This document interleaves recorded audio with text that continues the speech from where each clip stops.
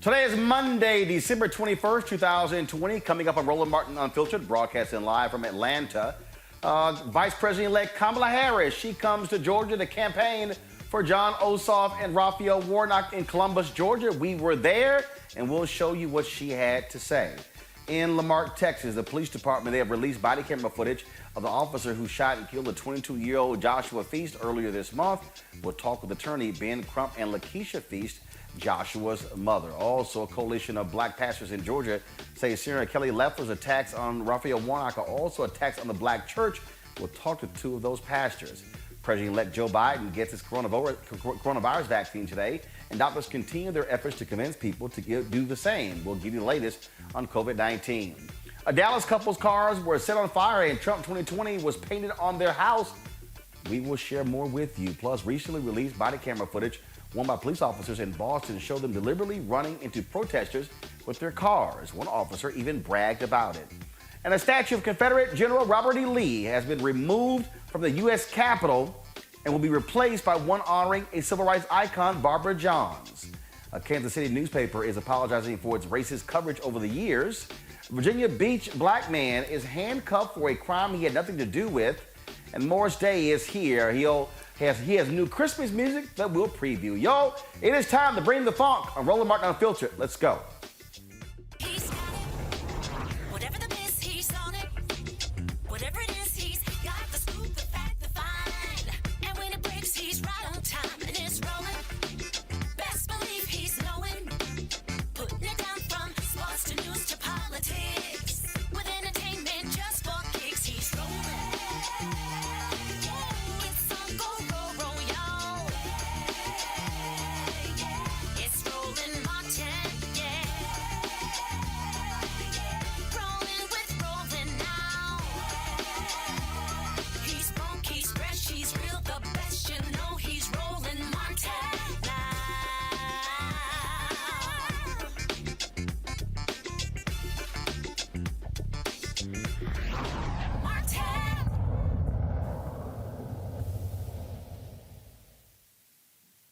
We're broadcasting live from Atlanta, Georgia. Today is the beginning of the second week of early voting for the three Georgia runoff races. Three races that involving, of course, John Ossoff. You also have Raphael Warnock. And then you have a state position where an African-American wants to be the first elected statewide in Georgia in 20 years. Well, Vice President-elect Kamala Harris, she was in the Peach State today. She was in Columbus, Georgia, holding a campaign rally for all three of them. Of course, the runoff is January 5th, and she took time out of her schedule. Now, it was supposed to be a rally happening actually right now, but because of the bill that was being voted upon in Congress as we speak, she had to return to Washington, D.C. She still is a U.S. Senator from California. But she did have this to say at today's rally.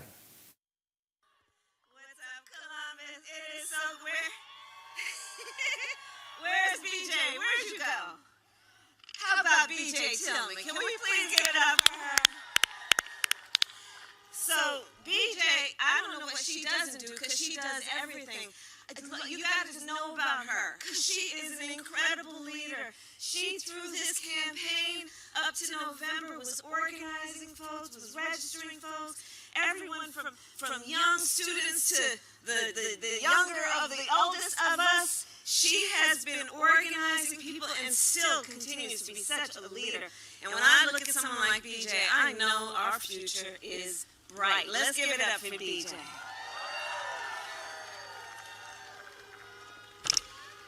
All right, well, it is so good to be back in Georgia. It is so good to be back in Georgia. And I am here first and foremost to thank you all on behalf of Joe Biden and myself for doing what you did in November. Because you did what no one thought could be done. You did what no one thought could be done. And you made a statement not only about who is Georgia, what is the voice of Georgia, what are the priorities of Georgia, what Georgia will not allow to be denied about Georgia, but you also made a statement about who we are as a country. You allowed people around this nation to say, don't ever put us in a box and tell us who we are. We will tell you who we are.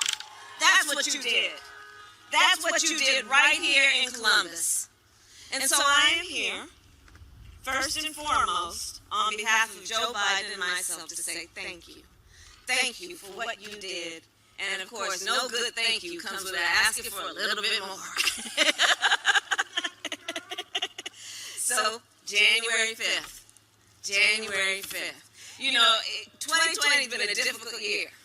2020 has been rough. You know, people are making jokes about 2020, like, we want this thing to be over. But you know what? As far as I'm concerned, Georgia, Columbus, 2020 ain't over until January 5th. That's when 2020 will be over. That's when we'll get this thing done. Because as you know, everything is at stake when it comes to the need to elect Reverend Raphael Warnock, to elect John Ossoff, to elect Daniel Blackman. Everything is at stake. Everything that was at stake in November is at stake leading up to January 5th. Look at what's happening right now in this state. We're looking across the country at so much devastation. People who have lost family members, lost time being able to go to work, lost time in terms of our children's education and the days of their education they have missed. There has been so much loss these years, and in particular this year. We're looking here in Georgia at the fact that 1 in 7 families is describing their household as being hungry. We're in the midst of a hunger crisis in America, and it's hitting Georgia hard. 1 in 7 describing hunger in their households. 1 in 6 Georgian families are describing an inability or difficulty to pay rent. 1 in 4 small businesses in Georgia have gone out of business or are about to go out of business. And what we are here to talk about, and why everyone, all the leaders are here right now together, because if you're here, you're a leader, is to say that we will have our voices heard. We will not let anyone silence us. We will speak up about what we need. We will tell you what we want, and we will make it happen through our vote.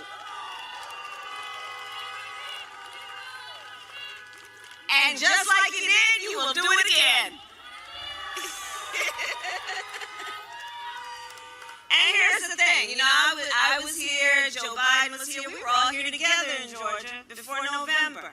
And remember how we knew what was at stake and the challenge ahead of us. We knew, like Stacey Abrams been telling us and organizing against it, that there would be powerful people trying to prevent us from voting.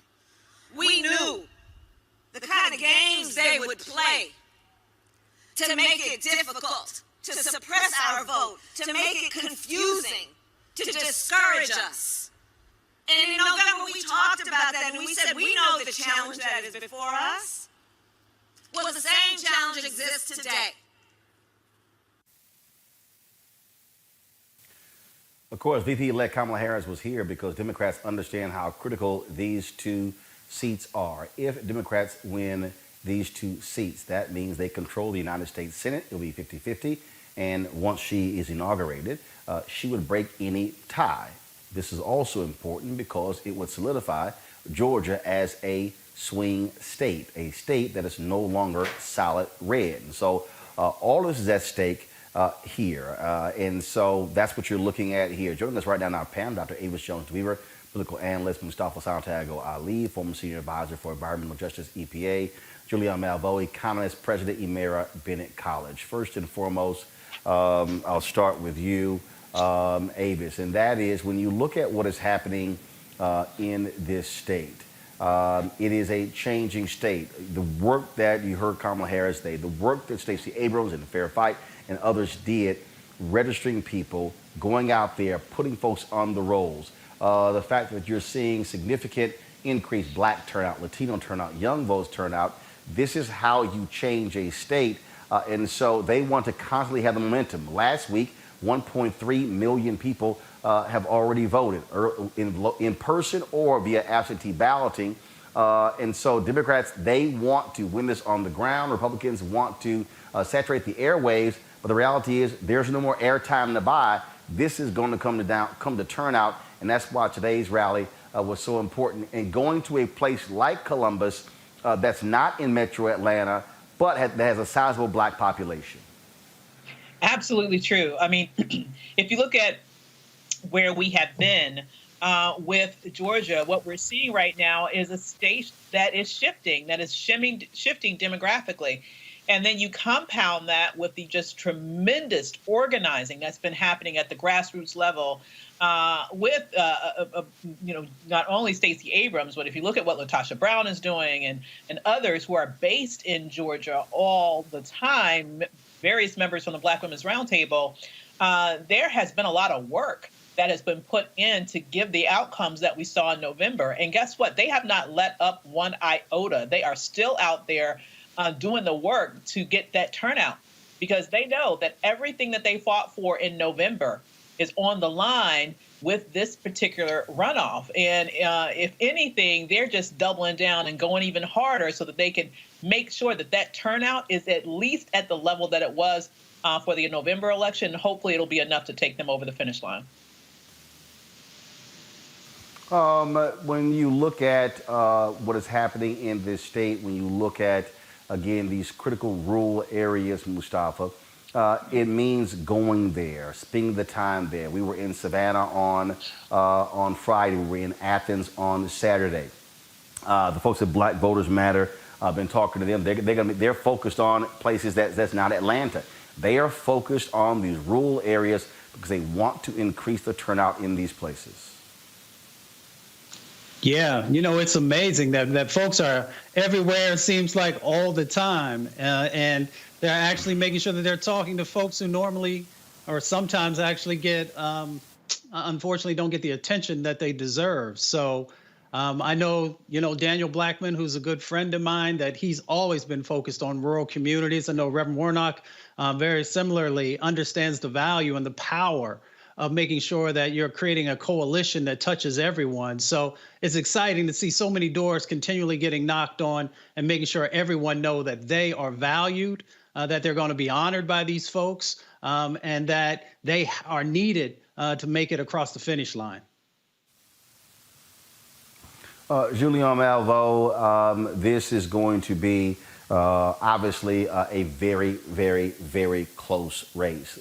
President-elect Joe Biden, he was here in Georgia last week. He was in Metro Atlanta. Of course, Vice President-elect Kamala Harris going out to Columbus.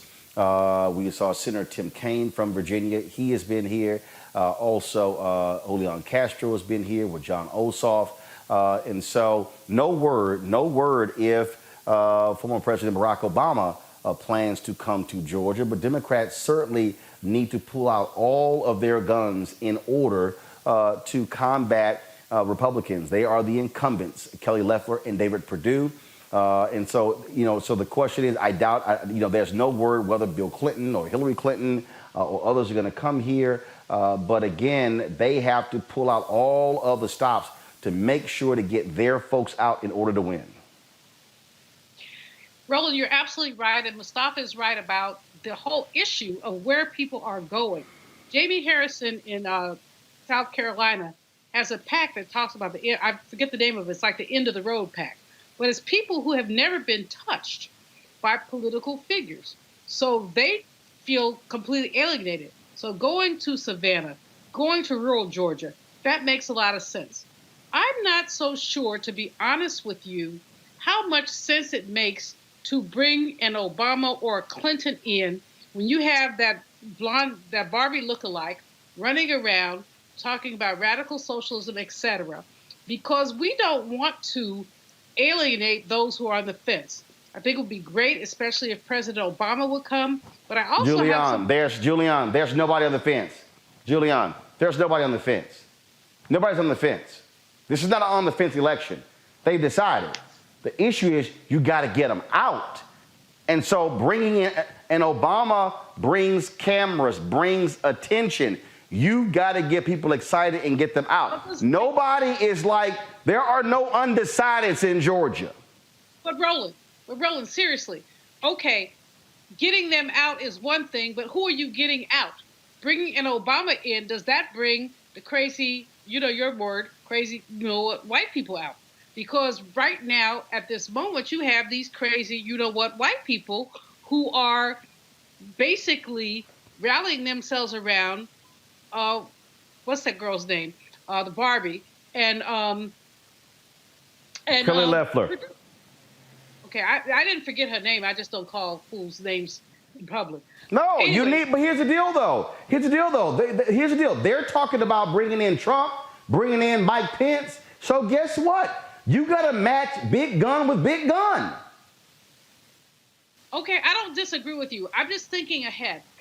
At the end of the day, what is most important? Ahead too. Try to win. The most important thing is turnout. The most important thing is turnout, and the turnout has to come from places where we haven't seen it before. We have to see our folks in these rural areas where no one has ever seen them. It's not enough that Raphael Warnock, and I bless him, a friend, good people. It's not enough that he can get his church out. It's like, who else can he get out? Same thing with Ossoff. I mean, he is engaged younger people, which is important, but who else can they get out? Meanwhile, you got these people. I'm not trying not to curse on your show. So these Maryland farming idiots essentially are attempting at every end to basically minimize the importance of the black vote. Loeffler's attack on Warnock is ridiculous, but at the same time, what's real here? I'm not trying to be, contrarian here. I'm just trying to say, let's think ahead. And I do think that turnout is critical. It's the most critical thing. It's really the only thing. But okay, I'm confused. Because if we know turnout is critical, it kind of makes sense to bring out the most popular Democrat you have in the country. To me, it kind of makes sense, Avis, that you would be impressing upon Obama to make an appearance here, probably on maybe next Monday. Because here's the deal. Early voting ends December 30th or 31st, depending upon your county. Then the election is January 5th. You've got Christmas on Friday. You've got New Year's Eve the following Thursday, Friday. Then you got that last weekend, which is January 2nd through the 5th. That's that Saturday, Sunday, Monday, Tuesday. Bottom line is here. I'm looking forward as well. And I'm saying I'm looking forward to win. This is a turnout election. And if Obama comes out, first of all, the folk on the right, we know where they stand. But the issue is in runoffs, Avis, typically Republicans do better because Democrats don't come out. That's why you bring your big guns. That's why you put them on the camp. That's why you flood the zone. That's why if you're the Democrats and you're sitting here in Georgia, that's when you ask, look, Will Packer, Lynn Whitfield, Kiki Palmer, Common. They did events this weekend, Friday and Saturday, in Savannah as well as in Clayton County. This is where you sit here and say, fine, you bring back Morehouse men, Sam Jackson and Spike Lee. You figure out all the folk you can bring. You sit here and flood all of these different cities. You send them to Warner Robins and Columbus and Savannah. You send them all over to these places. You send them to Augusta, to Macon, to all the different places, because that, at the end of the day, that's how you get it. When we were in Albany, they said point blank that the turnout, the African-American turnout was 58%. Wow. 58. What happens if you move that to 65, to 68, to 70? That could win the election. It certainly could. I mean, the key to Georgia is the black turnout, point blank, period. The degree to which you can maximize that turnout is the degree to which we can breathe a sigh of relief in terms of being able to flip the Senate.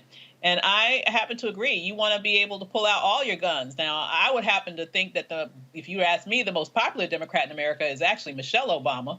But I don't believe she's made it plain that she is not a huge fan of politics. She ain't campaigning. First of all, exactly. Remember, Michelle Obama did nothing in person leading up to November 3rd. You're right. She did no events. Videos. Virtual, exactly. But she did no rallies. Exactly. She did no rallies. She did 2 videos that I thought were very compelling. I'd love to see her do that again. And I would definitely love to see a Barack Obama on the ground, as well as any and everybody who will motivate people to turn out. I mean, this is not the time to hold anything back. You bring everybody to the table that can get that next person to be motivated and that next person to be energized and that next person to take the step to vote early or to show up on election. Because let me tell you, we already know we have to overperform to be able to get the type of impact that we need, because we know the other side will do everything they can to steal the voting power away from Black people. So we can't just show up. We have to show up at a magnified scale, knowing that part of what we're looking to do is going to be challenged, if not thrown out all the way, by shenanigans by the other side. But Avis, what about the backlash? Mustafa, the thing. There is no backlash. It's a runoff. It's a runoff. But what's the backlash? It's a run. Okay, so how about this here? Republicans don't give a damn about Democrat backlash, bringing in Trump, bringing in Pence. They don't care. They're saying, oh, if Trump and Pence can juice turnout, bring them in. That's what you do. You don't run saying, well, they already are not going to vote for you. So your job is say, if I can get more of my people out and more of my people, then more of their people, then I win. But I ain't never heard a strategy, well, I think I can win if I don't fire all my bullets, but I might be able to win this thing. Hey, I believe you go down with no bullets left. That's just me, Mustafa. Yeah, I mean, I hear what you're saying. So I think it's good to have former President Obama there, but I'd also have Frankie Beverly and Mays and Big Boy and Andre 3000, because those are individuals that folks in Georgia and across the country want to see, want to hear from. So as you said, you got to utilize everything that you got. So let's get the folks that people listen to, care about, honor, and value in the mix. Hey, look, all I'm saying is this here, Julian. We've been on the ground now for 2 or 3 weeks. We're going to be here through January 5th. We had Glenda Carr from Higher Heights on here. They hit the poll from Hit Strategist. I think it was 35% of the Black women poll did not know the runoff was January 5th. Okay? Oh. Because they had to move the rally. We were in Columbus today. There were people Black people in Columbus who did not know that Kamala Harris was there. Wow. We were actually at the gas station. Hold on a second. We were at the gas station, filling up to drive back to Atlanta, and we see. I thought she had already left, but she clearly had a meeting, and then they left later. So all of a sudden, motorcycles come by, motorcade, black woman, the car next to us. She goes, man, something big must be going on. I said, well, Vice President-elect Kamala Harris is in town. She said, really? I didn't know that. Now, I don't know about you. Columbus ain't that big. Now, granted, it was a last-minute deal.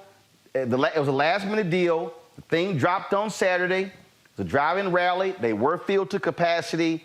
But I can tell you, when Joe Biden was here, even though the place was filled to capacity, the whole street was lined with people. There were a few people who were there for Harris.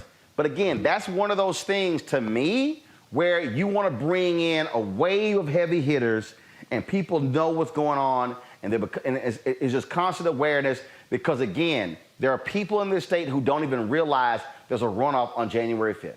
Julianne, final comment. First of all, I want to commend you for being there in Georgia. I think it's really important that you're there and you're sharing really important information.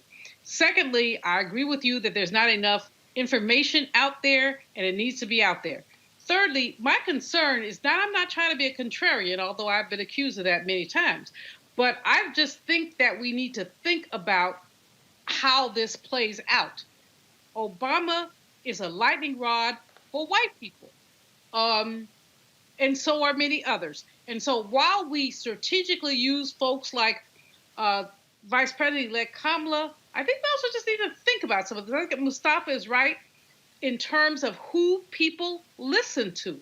And I'm just concerned. You said who's going to vote for is who's going to vote for, but I don't want these folks to get all ginned up and decide they're going to vote more because they see this as some liberal socialist plot, which is what the little blondie is saying about Reverend Warnock. Maybe I'm just being cautious. Maybe I'm getting old. Here's the deal. I think you getting a little too cautious there, Julianne. Bottom line is, it's a black man already running for the U.S. Senate. So hell, they scared of black folk. Obama ain't gonna be nothing different because they probably already scared of Warnock. All right, folks, let's go to this case in Texas we've been covering with the Lamarck Police Department. They have released body camera footage of the officer who shot Joshua Feast earlier this month. On December 9th, Feast was shot by Officer Jose Santos across the street from his uncle's home. Here is the body camera footage that was released.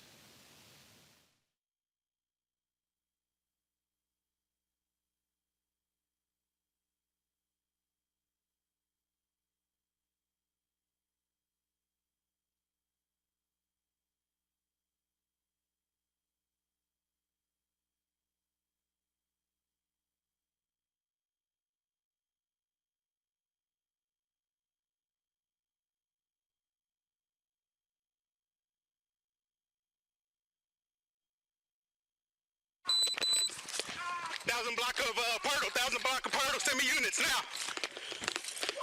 Show me your hands! Show me your hands! Show me your hands! Help me.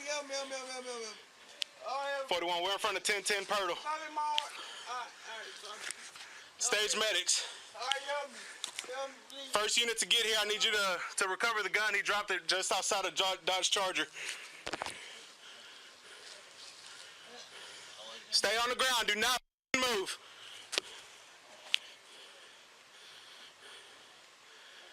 Put your arms out to the side, Josh. Josh, put your arms out to the side.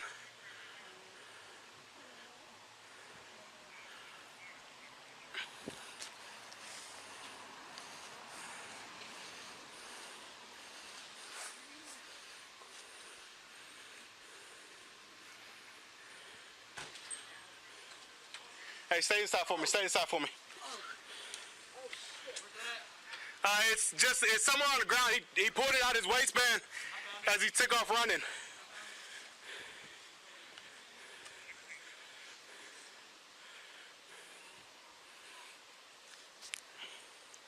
(4113), you copy traffic?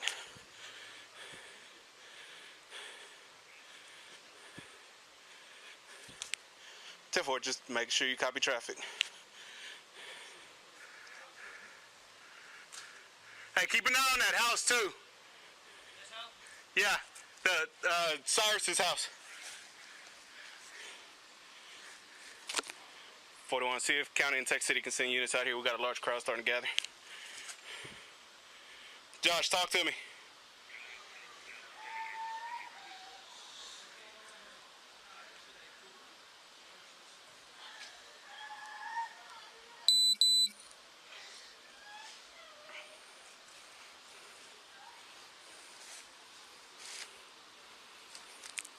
On log that 34 had to pick up the gun because we got a large crowd.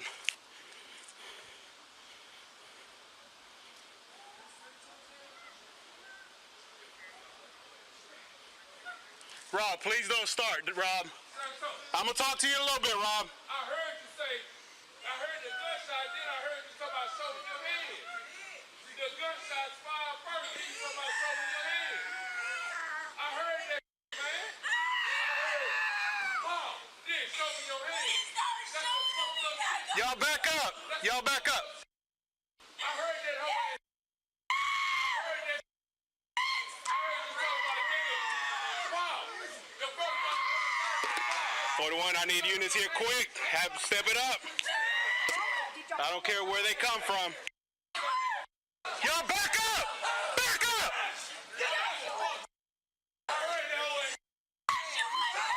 Hey, first unit comes up, get that the guy in the white do-rag. Rob, he's the one instigating everything.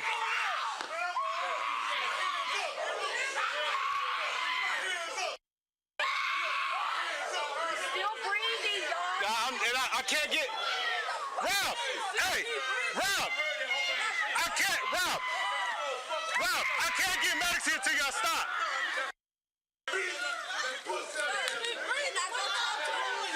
Y'all just wait. Yeah, you go.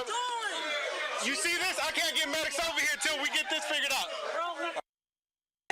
He pulled out a gun. He got a couple felony warrants. He pulled a gun on me.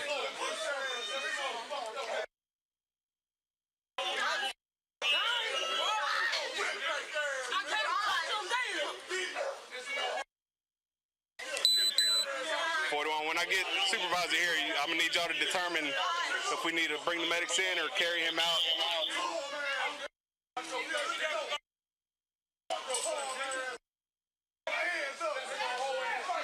All right, let's put him in cuffs. 10-4, have him staged. We got a large crowd right now. Hey, buddy.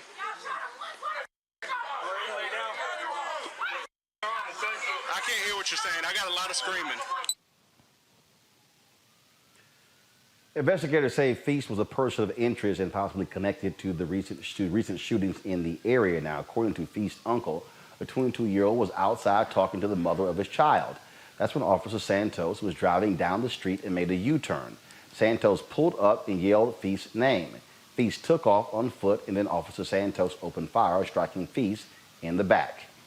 Civil rights attorney Ben Crump, who is representing the Feast family, says the body cam confirms that a defenseless man was shot in the back who posed no threat to Santos. Joining me now is attorney Ben Crump, as well as just pull up here. Give me 1 second. We're waiting for the mother to call. And so again, that footage came from the Houston TV station. We did not get the direct footage. We're still working on that. Ben Crump joins us right now. Ben, there's several different things here. First of all, that video was 5 minutes long. He shot very early in the video. You hear the officer saying, I got to wait to call in medics. Then toward the end there, you hear him say, let's put him in cuffs. He's already shot in the back. They made no effort to provide aid for him for almost 4 minutes. Yeah, you know, Roland, as Monique Presley and I have discussed, he fails to do his duties as a first responder. You even hear the neighbors who came out the house said, he's still breathing. Do something to help him. And the police tells them, no, you all stay back. And yet he won't do anything to try to help save his life.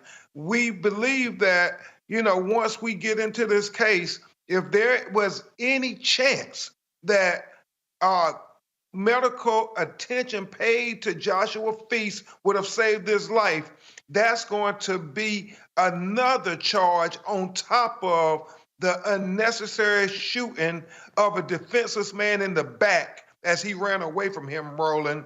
And I just have to say this, because I want to give Lakeisha, his mother, time to talk when she comes on.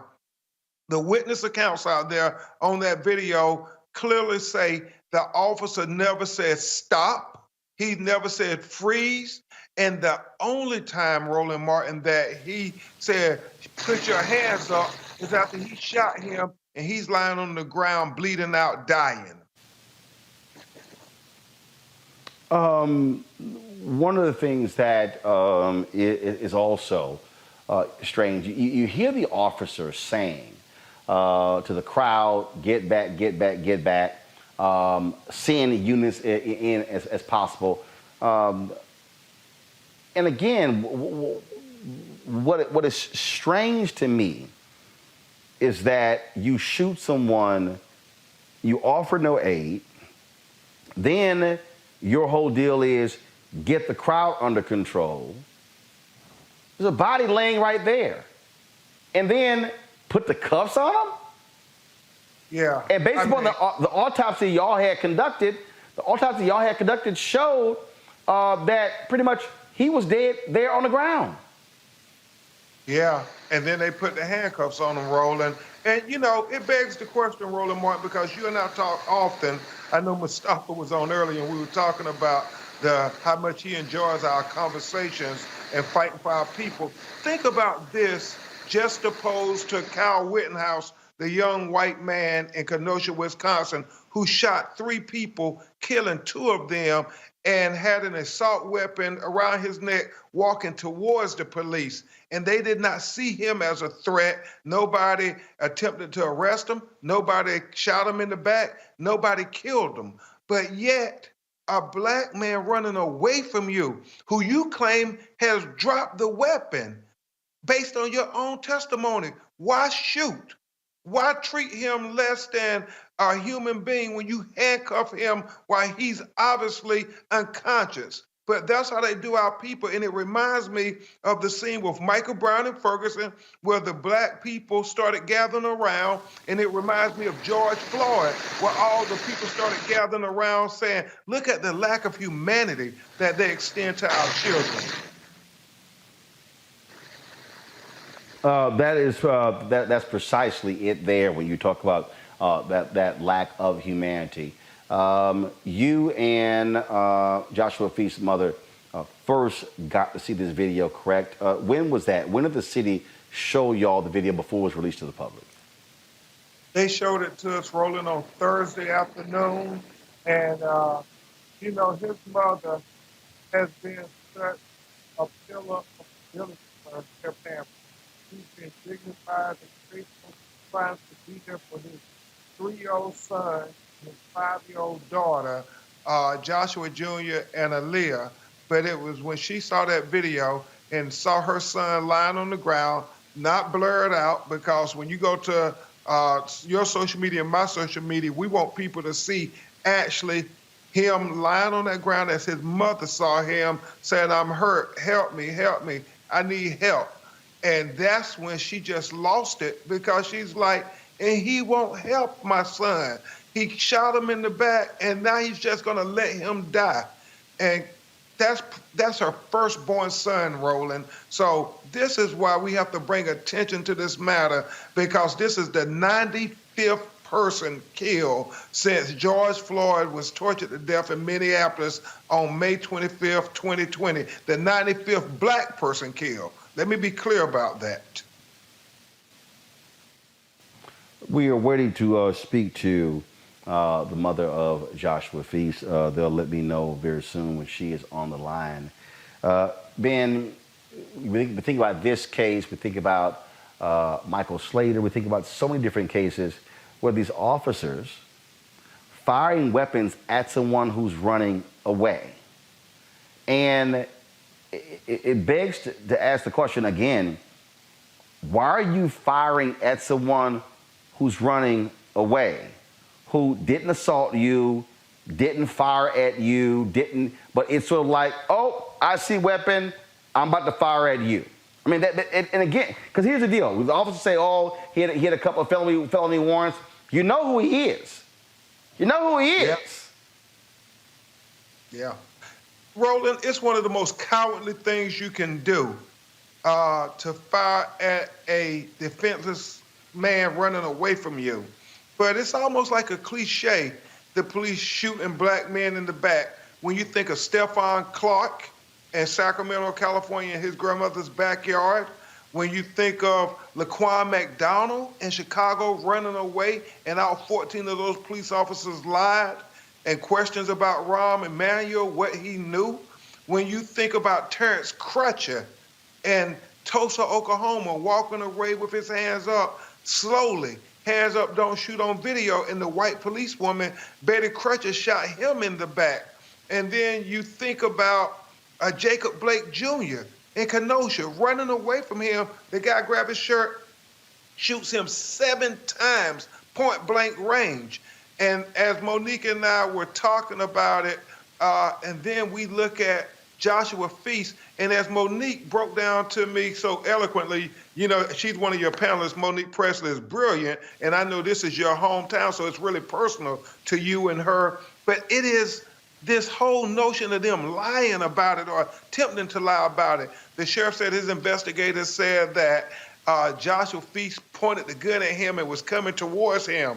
And now they had to walk that back. And now they're just trying to say, oh, well, he pulled a gun on me. But I believe once the witness accounts are documented, they're going to have to walk that back because there were a lot of witnesses out there. And they say Joshua Feast never, ever pointed any weapon at this police officer. He did what most black people do when the police confront them. You try to get away from the police. But that's it. But it's the lying. It's the lying.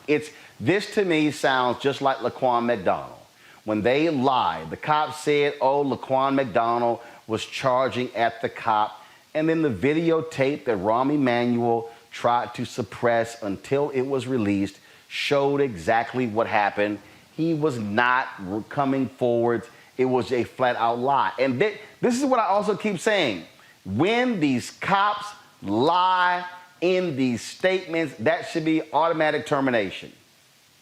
Exactly, Roland. And I don't even understand how this particular officer, Jose Santos, even has a job now. Because when you look at what he did in 2013 to an unarmed black man, Reginald Davis, how they kicked him and stomped him and hit him and put his head underwater in Galveston, Texas, when he was with the Galveston Police Department, it begs the question. But it leads us to a larger conversation, Roland Martin, and you're the perfect person to have this conversation with your political acumen. The fact that Vice President Kamala Harris and President Joe Biden are talking about the need to have this national police registry of misconduct so they can't brutalize our people at one department and then be allowed to resign and then go to the next county and get another job at another police department, and then the brutality escalates to murder. We saw that with Tamir Rice, 12 years old in Cleveland, when that officer had been forced to resign, and then 6 months later, the Cleveland Police Department hires him, and then less than 2 weeks, he shoots that 12-year-old baby on the playground by himself in less than 1.7 seconds when he pulls up. Well, Officer Santos, it continued his propensity to use excessive force against black people led to Joshua Feast's death. And Joshua Feast should be here this Christmas with his 3-year-old son, Joshua Jr., and his 5-year-old daughter, Alea. But yet, because this officer was allowed to keep his badge and gun after his conduct had been condoned, and it was heinous how they beat that brother up in 2013. But yet we see what happens when you don't condemn that behavior.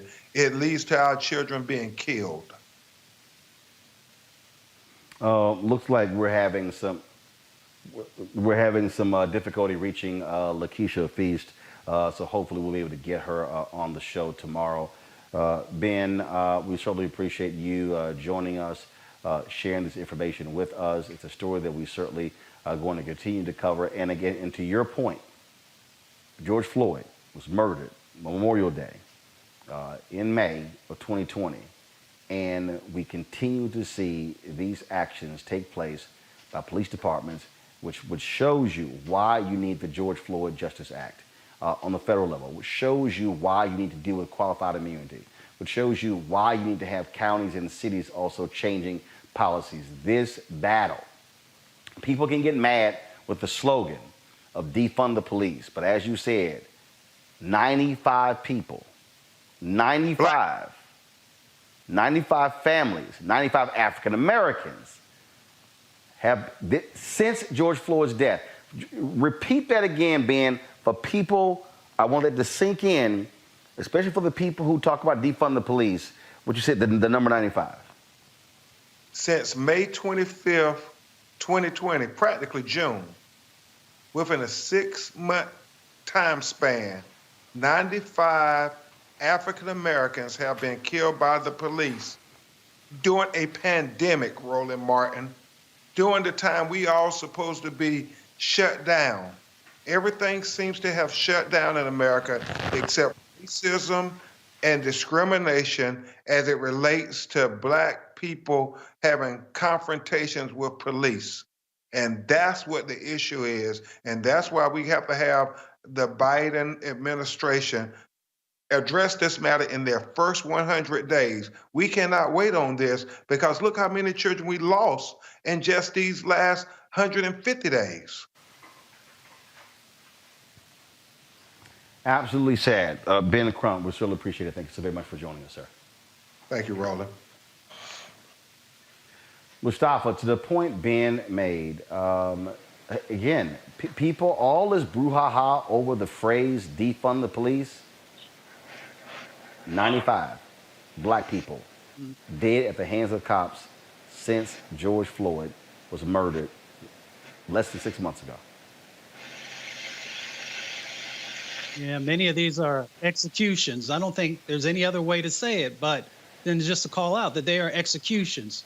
They are continuing to happen in our sacrifice zones, in these killing fields across our country where extreme violence is the way that the police deal with our communities. And we have to continue to push back against this. We got to make sure that there's a Department of Justice that actually is going to hold these police departments accountable when these types of acts happen. And as Ben said, we need to stop just moving police officers, bad police officers, around to different police departments when they get in trouble or they get let go by one of them. And that's the only way this dynamic is ever going to change. We got to make sure no longer having folks who should not be officers being officers. And two, we got to stop dehumanizing and allowing these areas, these Black and brown communities, to be killing fields. This is why, Julian, when we talk about how do you impact systemic change? Actually, I'll go to Avis. This is why, Avis, we cannot pull back. This is why it has to be constant, sustained pressure and advocacy, because this system has shown itself that it'll tolerate a few protests. It'll tolerate a few months of upheaval. But the intensity of the protests in the aftermath of the George Floyd death should be the same or greater in December as it was in May. Yeah, it's just disturbing to see this continuation. And I would argue that, to me, the focus needs to be on demilitarizing the police, because what you are seeing right here is a culture that sees the people that they are sworn to protect and defend as actually the enemy. They are treating Black people as if we are an enemy, and their whole job is to run up on us and kill us. Like it's a killing field, like it is a wartime situation. So to me, that is a focus not just on the armament that police departments have, but also on the mentality that is rampant through their culture. I'd also say that this specifically, to me, once again, shows how important these Georgia elections are. We just cannot reiterate that enough in terms of taking control of the Senate, because we saw that there was, in fact, a Justice and Policing Act that had passed the House that Mitch McConnell recently killed. That within that law, one of the many things that it had included was specifically a provision to create an accounting, a role, a database of police officers who had engaged in violent activities in one jurisdiction, so that would preclude them from going to another jurisdiction and getting rehired. Exactly the situation that happened here. And the reason why that is not law is because we had a Republican controlling the Senate and a Republican in the White House. Listen, having a Biden-Harris administration with a Democratic House but still a Republican Senate is not going to be enough to create the type of massive change that we need in terms of legislation that would prevent things like this from happening in the future. Mm-hmm. All right, folks, got to go to a break. We come back. We're going to talk about the Georgia Senate runoff race, where black pastors are making it clear to Kelly Loeffler, back up when it comes to your attacks on the black church. We'll also talk about a Boston cop caught on body camera footage admitting and laughing about running over protesters. That's next. Roland Martin Unfiltered, broadcasting live from Atlanta, Georgia. We'll be back in a moment. Trump can show up and say anything, and they can just go, oh, yeah. And the African-American community was great to us. They didn't vote. You know, he just called you stupid. Did you hear that? But he's for us. Really? And they were just regurgitating the things that they had heard on a radio or in the barbershop or something that somebody had told them. They hadn't thought about it. Democracy is in danger because people don't know how to think. I'm done with trying to convince people to try to vote for their, for their life. You have to run for your life. I'm gonna go try to get people who are open to it and lead them. I'm done with hope. Fuck hope, fight. Daring to demand the right to vote for black Americans. In Selma, Alabama, 55 years ago, John Lewis was nearly killed as he and hundreds marched across this bridge. That movement's courage secured the Civil Rights Act and the Voting Rights Act. But the promise of equal justice in America remains unfulfilled. So together we'll fight for a new Civil Rights Act and a new Voting Rights Act to ensure equal justice for all, no matter the color of our skin, to end racial profiling and police brutality, and to stop anyone from suppressing the sacred right to vote. Congressman Lewis gave me my first job. He instilled in me the conviction to fight for justice.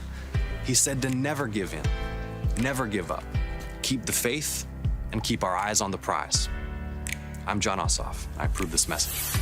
Too many people struggled, suffered, and died to make it possible for every American to exercise their right to vote. There's a lot of stuff to do this time of year.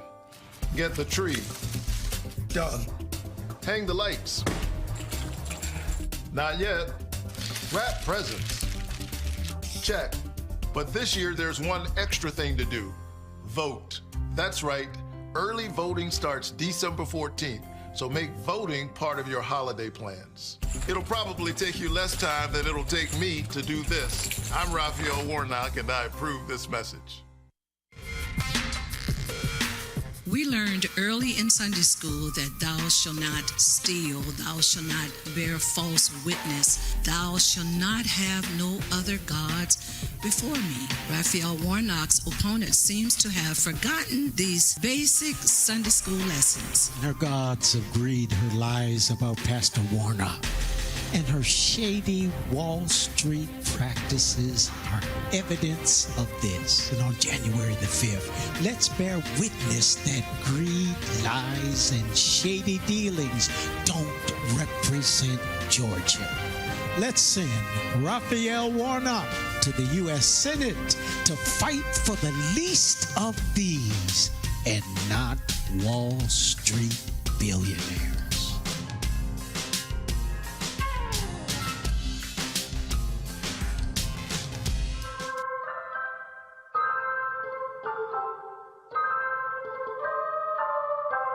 You are leading the way for the rest of this state. And we believe that this state is on the verge of shocking the entire country.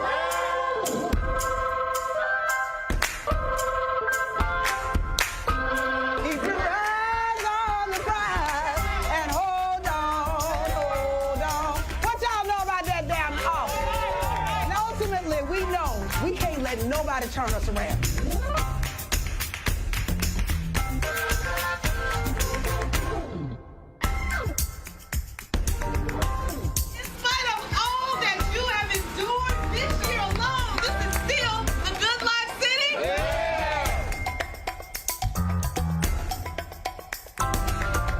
If it turns out that the Senate is hinging on one seat, and there's only one race left,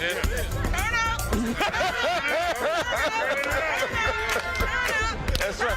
This will literally be the epicenter of the entire country, right? So we ready. music has an ability to be able to help us feel connected. And that's because music has a way of speaking from the spirit. And it is the spirit we're going to change this country with. It is going to be standing in a space of our power and in the fullness of our spirit of love and the spirit of humanity. That is what's going to transform America.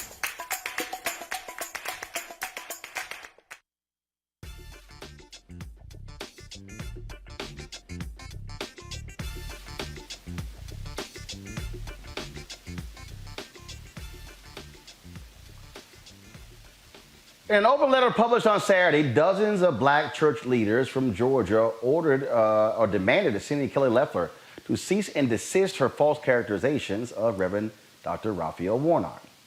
The various pastors, the Ministerial Alliance, believe Loeffler's claims that Warnock is radical and a socialist are baseless and a broader attack against the black church and Warnock's faith. Loeffler called Warnock a radical liberal 13 times during their debate on December 6th and has criticized the pastor in ads for his association with Reverend Dr. Jeremiah Wright. Now, Loeffler responded to the letter and Warnock on Twitter by saying, quote, "No one attacked the black church. We simply exposed your record in your own words." Joining us right now is Reverend Darrell Winston of Darrell Winston Ministries and Bishop Carl McRae of Exousia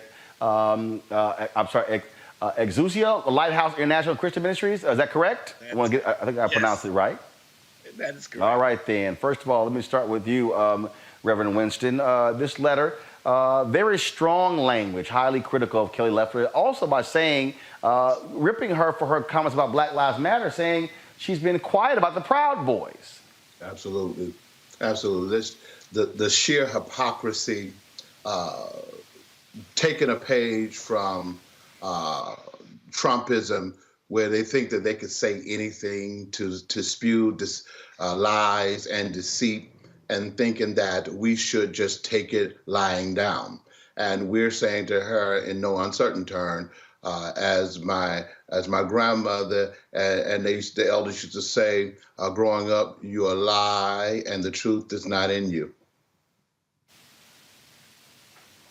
The thing that we're seeing, Bishop McRae, again, Republicans love to talk about faith. They appeal to white conservative evangelicals. They said that folks should not question the faith of Amy Coney Barrett when she was nominated to the Supreme Court, yet they have no problem questioning the faith of Pastor Raphael Warnock. That is exactly what they said, Brother Roland. They, the cognitive dissonance in that lot, and I do want to say all of them, is amazing to me. That they can stand in judgment of and parse every word uttered by this pastor even 15, 20 years ago. And then to, in her own voice, call what, if anyone were to question the spiritual bona fides of Amy Coney Barrett, she called it disgusting. And that yet she turns around and robotically, repeatedly attacks Reverend Warnock and expect us to let that go unanswered. I don't know what planet she's existed in, but the time has come where we will push back at full-throated at the lies that they hurl and expect them to somehow manifest as truth. We know Scripture. We know our relationship with God. We know the prophetic tradition of Jesus Christ. And we understand that they have co-opted Christianity, but we're taking it back. We're taking it back. The thing that's also interesting here, Reverend Winston, the thing that's very interesting here when we look at what is going on in this race, when the fact that Kelly Loeffler, one of her first appearances after she replaced Johnny Isaacson, was going to Ebenezer Baptist Church for MLK Day celebration. So, and it's like, so you thought it was so radical, yet you showed up. And I was there. She was glad to be in the number, or she acted as if she was just glad to be in the mix. And in fact, she spoke and she was very gracious, and she even remarked that She looked forward to coming back again. And so we know then that they are taking this bread and butter play from the late Lee Atwater, who got his from Nixon, the whole Nixonian playbook, to stroke the fear in their voting bloc, this fear-mongering, sheer racism. But we detest the mockery.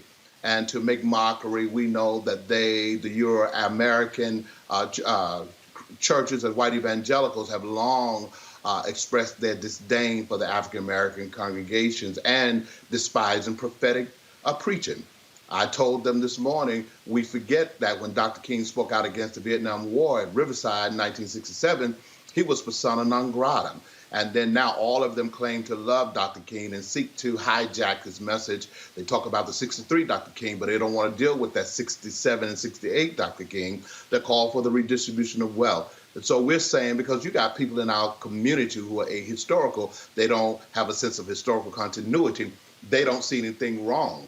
And so we're so grateful that these over 100 interfaith clergy decided to join us, and more are saying, add me to the list. And in the next few days leading up to the election, we have a multi-tier approach where we're going to be pushing back, because we know then that they, meaning the powers that be and those who bow at the shrine of Trumpism, will say anything or try to get away with saying anything and think that we're supposed to accept it. Well, one of the things that also jumps out at me on this is that she's attacked him saying he's anti-Israel. Yet there have been a number of Jewish leaders who come out in support of Raphael Warnock. You've got John Ossoff, who is Jewish, who's running with him. So you would think if somebody was so anti-Jewish, they would not be supporting him. But again, what people need to understand, when white conservatives say he's anti-Jewish, they really are appealing to those white conservative evangelicals who hold this very lofty view, this biblical view of Israel. They equate Zionism with Judaism, and many rabbis here in Atlanta and abroad are working now on a piece where they are addressing the Jewish community, long history with the African American church. One of my favorite, Rabbi Joshua Heschel, who Dr. King marched with, and other rabbis were right there in the midst. So Ebenezer and Warnock has maintained a long history of working in the Jewish community. The services are often interfaith in terms of the commemorative services that the King Center runs there, but there are many different, for instances, Warnocks and the good people of Ebenezer interface and interacting with the Jewish community. And as you know, as of late, there has been this whole push toward silencing and muzzling prophetic preaching that, of course, is concerned not just with redemption from personal sins, but addressing, as Jesus did, those oppressive conditions caused by man. So we ought to be able to say, all Palestinian lives matter. As preachers of the gospel, Cuban lives matters, and lives in the Congo matters. For them to seek to check the preacher is an attempt to do what they wasn't able to do in times past, but they think that they can now push us into a corner where we just sit down and preach an otherworldly by and by when we die message, so that we can become enablers of systemic evil that they perpetuate on a daily basis. Well, I certainly hope that folks in Georgia are going to respond in kind to what is happening by turning out at the polls. The best way to shut them up is to beat them. Simple as that. Gentlemen, we certainly appreciate it. Thank you so very much.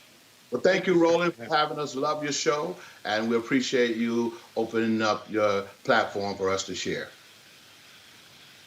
I appreciate it. Thank you so very much.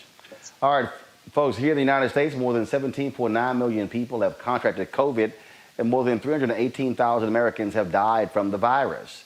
Many people who are skeptical when it comes to getting the vaccine, however, first, many people are skeptical of getting it, but the head of Doctors COVID-19 Consortium decided to take the vaccination. Many people are skeptical about whether the COVID vaccine is safe to take. President-elect Joe Biden today received his first dose of the Pfizer and BioNTech COVID vaccine live on television. Did he get to pick his Band-Aid? Oh, that's better than Band-Aid.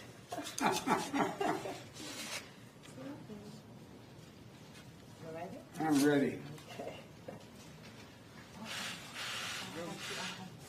Got it up higher? All right. Would you like me to count to 3? No, you just go ahead anytime you're ready.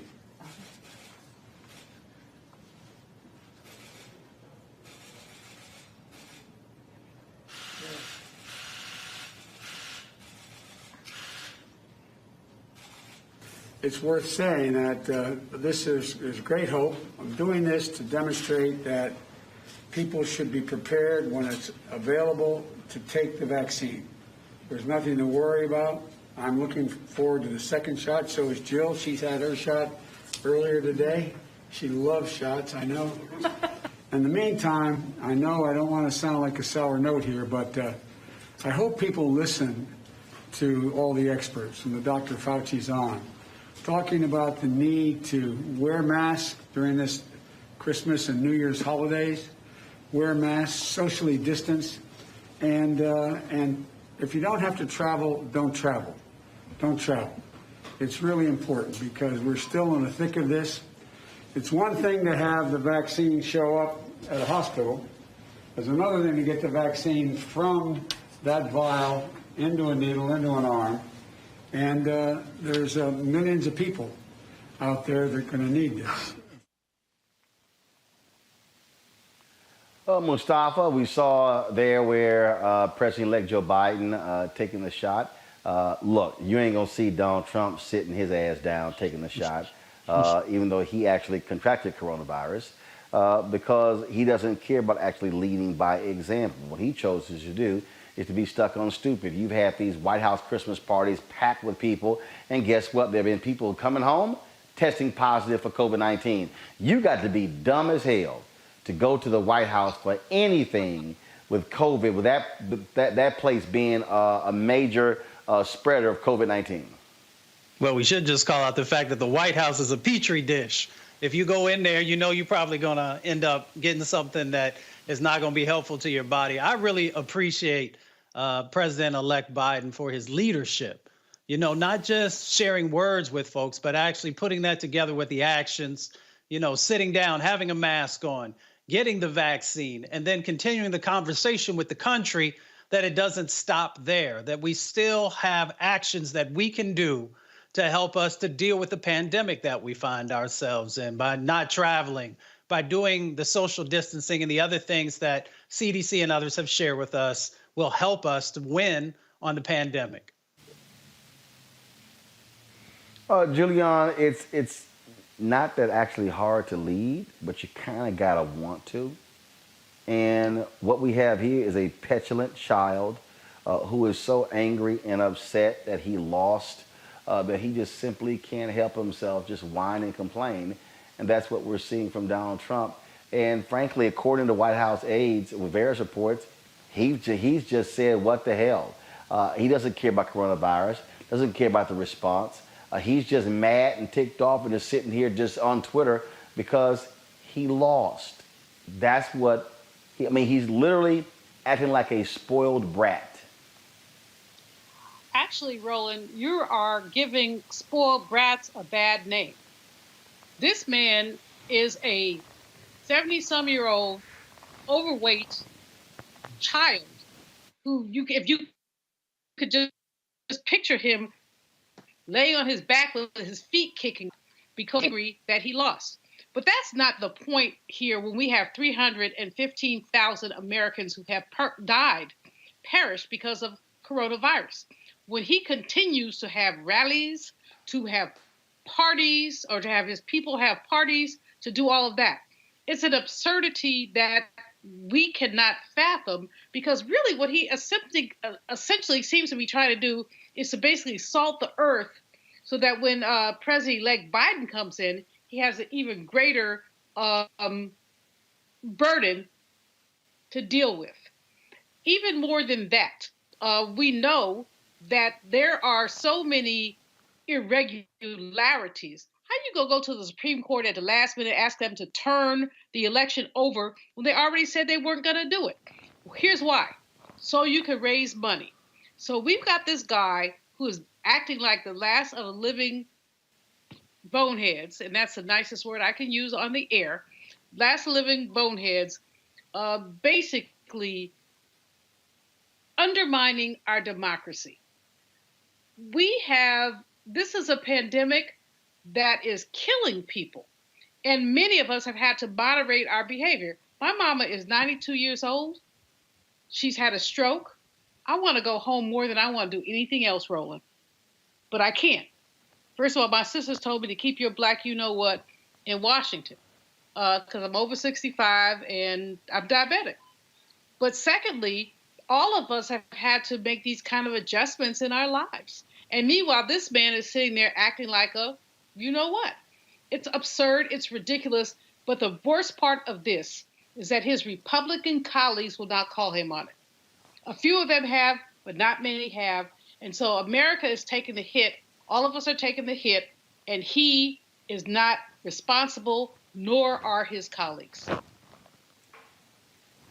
And the thing, Avis, that is just that continues to be just stunning, is that these MAGA, I call them maggots, these MAGA idiots are so deranged that they are just beside themselves when it comes to wearing masks. I mean, it's like, how dare you? I mean, when you see them just in fact, watch this here. This is some video on my iPad.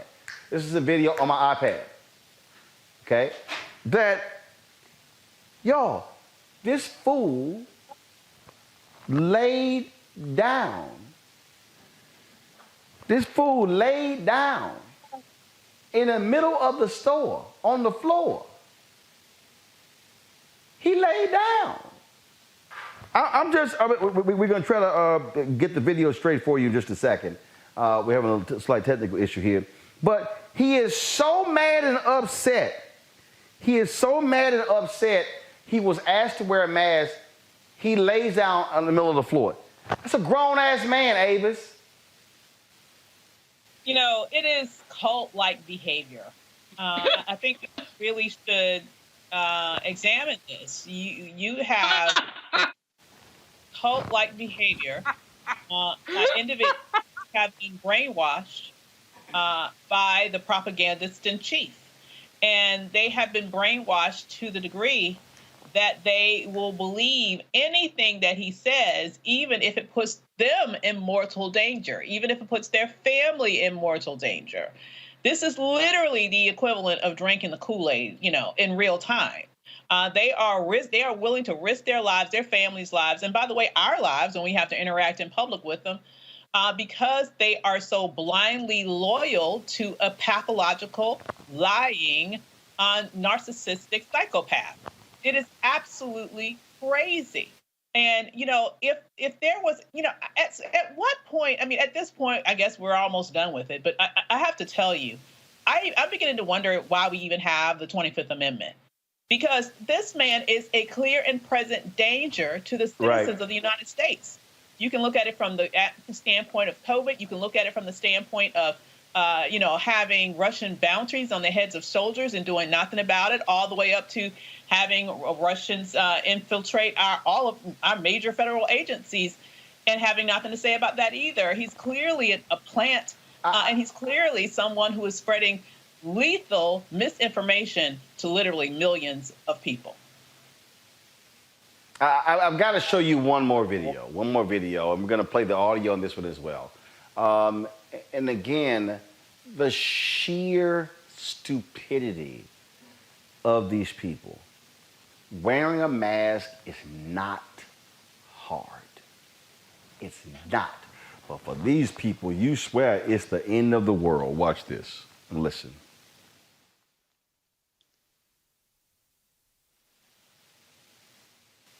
That is not a law. That is not a law. Step away. Back the fuck up from me. Why are you so close? You can't break illegal ring movement. Why are you so close? Leave the store now. Why? What are you going to do? Why? Why? This is all for you people. Out. Why? You no longer belong here. What? You do not belong in this store. What do you mean? Why? Step away from me. Step away from me. I'm not regulating. It's a regulation. This is a public establishment. I am a customer. Privately owned? Really? So, okay. Suck a fucking dick. Suck a fucking dick. Merry Christmas, man. I'm out. Merry fucking Christmas, everyone. This is a public establishment. I have a fucking right to be here. You don't. Yes, I do. I don't. I mean, look. I say just drag their asses out the store. You know what? I say get like a 10-foot pole and just poke their ass. And get out. Just poke their ass and put some hot, put some hot. Put that sucker in a fire and brand their ass. I'm gonna stick you with. I mean, this is just dumb. And it's freedom. It's a public place.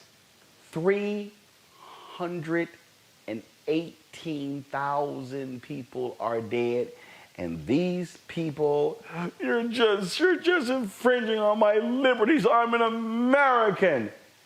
And it's led, Mustafa, by the person sitting in the Oval Office because he refuses to wear a mask. He refuses to abide by any rules, and they are emboldened by his stupidity. And so I'm of the opinion, hey, if y'all want to follow his dumb ass and y'all get COVID and die, go right ahead. Yeah, that would be all right if we couldn't actually get COVID. But as Ava said, shared, there is an interconnectedness by the actions that people did.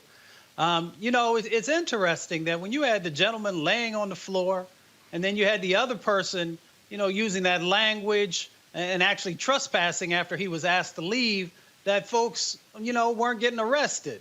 I've seen folks lay down to stop trucks from coming into their community because they're afraid of getting poisoned. And I've seen young black and brown children be in a department store, and because, they may have had a moment, people talking about, well, they needed to be arrested, but yet these folks are not being arrested. So we need to actually call that out. And then we need to also just remind folks that we had the opportunity to impeach Trump, and folks decided not to move forward on that and make that become a reality. And if so, look how different this COVID-19 moment would have been. Hopefully that he would have not been in leadership and so many lives would not have been lost. Well, that is certainly the case. All right, folks, got to go to a break. When we come back, we're going to talk about Trump supporters targeting a black family in Texas. Also, Morris Day joins us right here on Roland Martin Unfiltered to talk music and his book. All of that next. Broadcasting live from Atlanta, where we are covering the Georgia Senate runoff here in the Peach State. Back in a moment.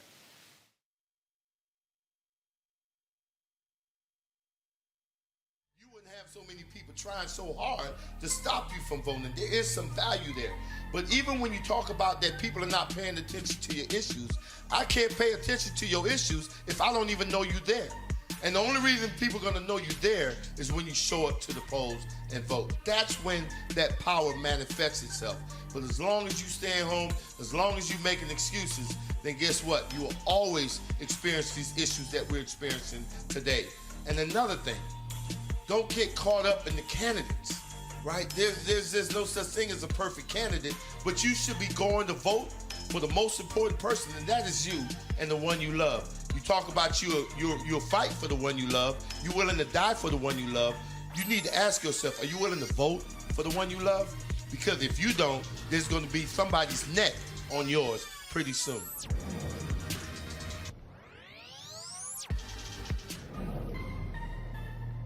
There are a lot of folks out here who don't want you to vote. And they're doing everything to keep you from voting because they don't want you to have power.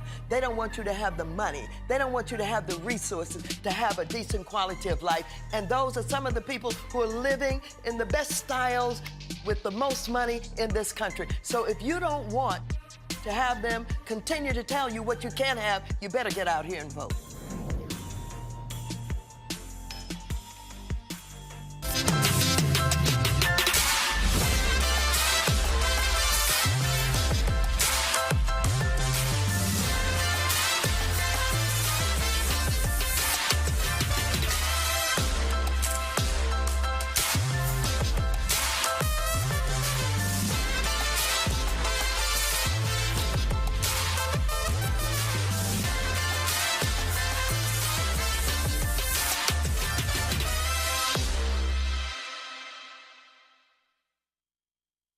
Georgia, you're not just voting for you.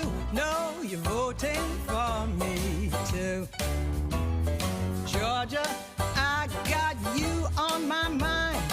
You have got a chance today to keep the U in USA. Oh, Georgia, say, can you see? You could save my democracy. Oh, Georgia, you're not just voting for you. No, you're voting for me too. Georgia, you're not just voting for you. No, you're voting for me too.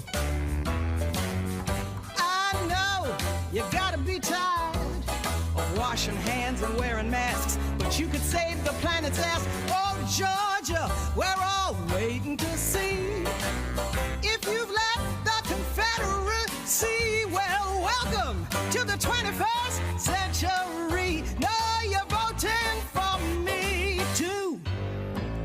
You could sit around and mope and say, oh, what's the difference? Or you could just get out and vote. Just 2 senators in blue. Georgia, you know what to do. Georgia, you're not just voting for you. No, you're voting for me too. No, Georgia, put love back in the world. Who better than a fine Southern girl? Well, Georgia, come on and give it a whirl, 'cause you're voting for me too. Yes, you're voting for me too. Make January 5th a belated Christmas gift. Georgia, you know what to do. QAnon conspiracies, vote that crap away from me. Georgia, you know what to do. Georgia.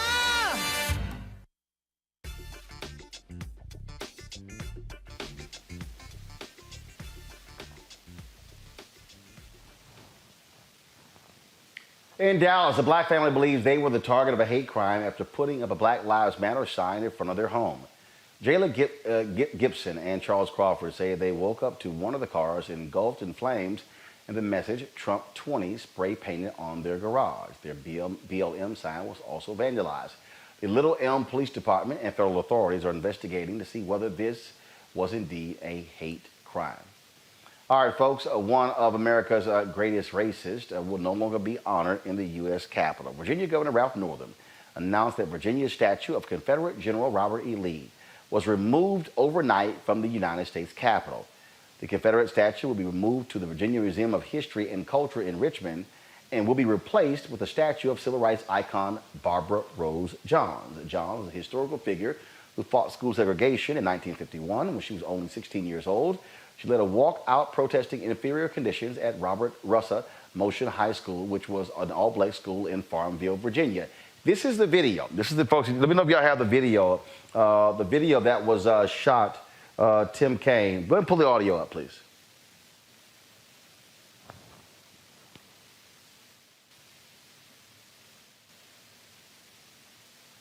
So what you're seeing, folks, those are workers removing. Of course, this has long been a point of contention that in the U.S. Capitol, there's Statuary Hall.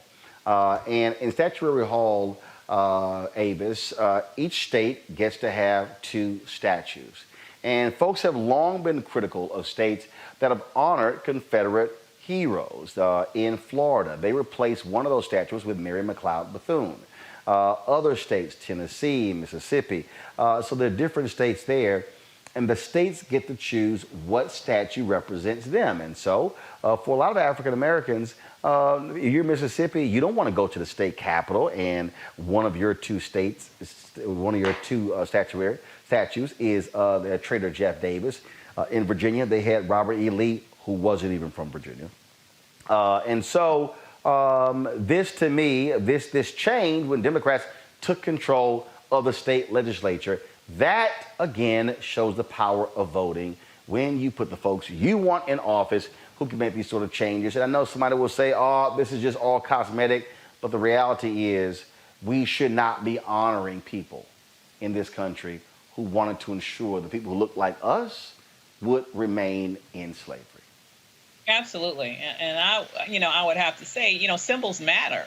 If symbols didn't matter, there would not be a proliferation of Confederate monuments all across this country. They were erected for a reason, to perpetuate a false sort of retelling of history that lionized these people who were actually traitors and racist people who wanted to keep people like you and me in bondage for all of our lives. So it's very important that even today, with all the various challenges that we continue to face, that we also go back and right the wrong of exalting these individuals who are enemies, not only to this nation, but enemies to this people. And I would just have to quickly say, in terms of Governor Northam, he got into some hot water a few months back with regards to pictures that emerged of him in his youth. But I have to say, since then, he has definitely been moving forward in a direction that I have been, pleasantly surprised with. And this is just another example of work that I'm happy that was done, because it's no reason why we should have a Robert E. Lee in the Capitol building in any way, shape, or form connected to the state of Virginia or this nation as a whole. When we talk about looking back on history and acknowledging a racist past, that's what the Kansas City Star did. They are apologizing for decades of racist coverage of African Americans in Kansas City, Missouri. Mike Fannin, who has been the Kansas City Star's editor since 2008, wrote in a letter to readers the newspaper, quote, disenfranchised, ignored, and scorned generations of black Kansas Cityans. It reinforced Jim Crow laws and redlining. Reporters took a look through the newspaper's archives and found the paper usually painted black people as perpetrators and rarely covered issues that black people faced. For instance, the paper covered military actions overseas, but not the bombings of black families that took place not far from the paper's location. Fannin said the death of George Floyd earlier this year and the protests that took place around the world made the paper examine its history and how it covers issues plaguing the black community. That, Julian, is important because it forces institutions to reckon with their past, and then for them to say, how does our past still impact our present and future? When you look at the lack of African Americans in these newsrooms, many black folks, the sole journalists in a lot of these places.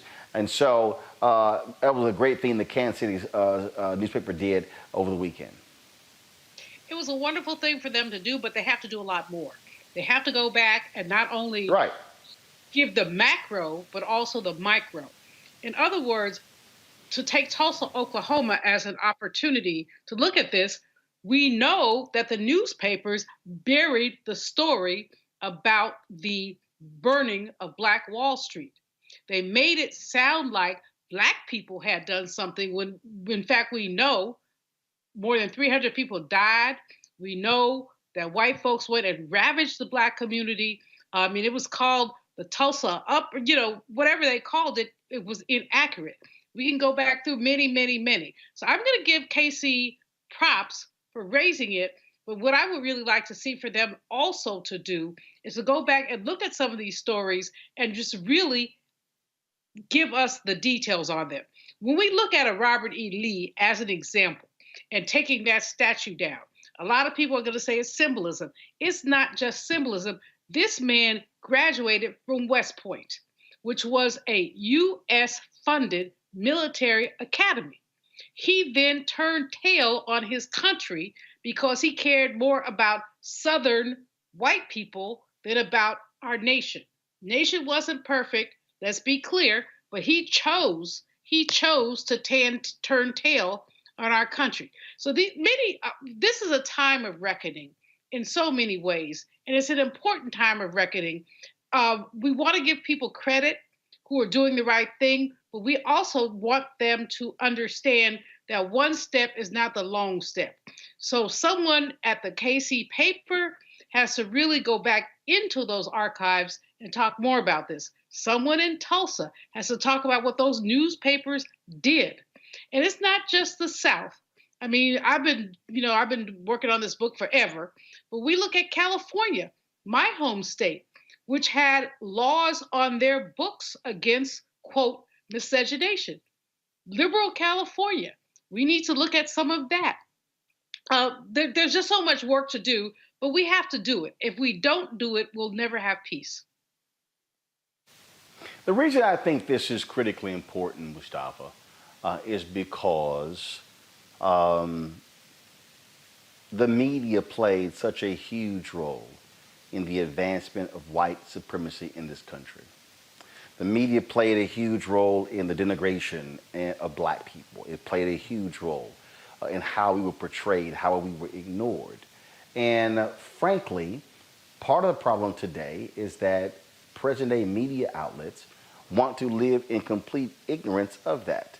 I'm Vice President Digital of the National Association of Black Journalists. And we went after CNN for no black executive producers, no black vice presidents, no black senior vice presidents, no black executive vice presidents, no black direct reports. That was a reason. Because it made no sense how we could be in 2019 and there literally be no black people in leadership positions. And so I think media has gotten off too lightly over the years. I think media all too often has skirted its responsibility and acted as if, oh, how we can, and this is my challenge, and we've had meetings with Verizon Media, with Disney, with Penske Media, with a number of people, CBS, NBC, and what we've said is, how can media challenge other folk on race and hiring and their culture when they don't want to look at themselves? And the Kansas City Star, with this report, looked at themselves. Now what I would hope is they now go inward and say, let's examine the culture of our newsrooms and how African Americans stand.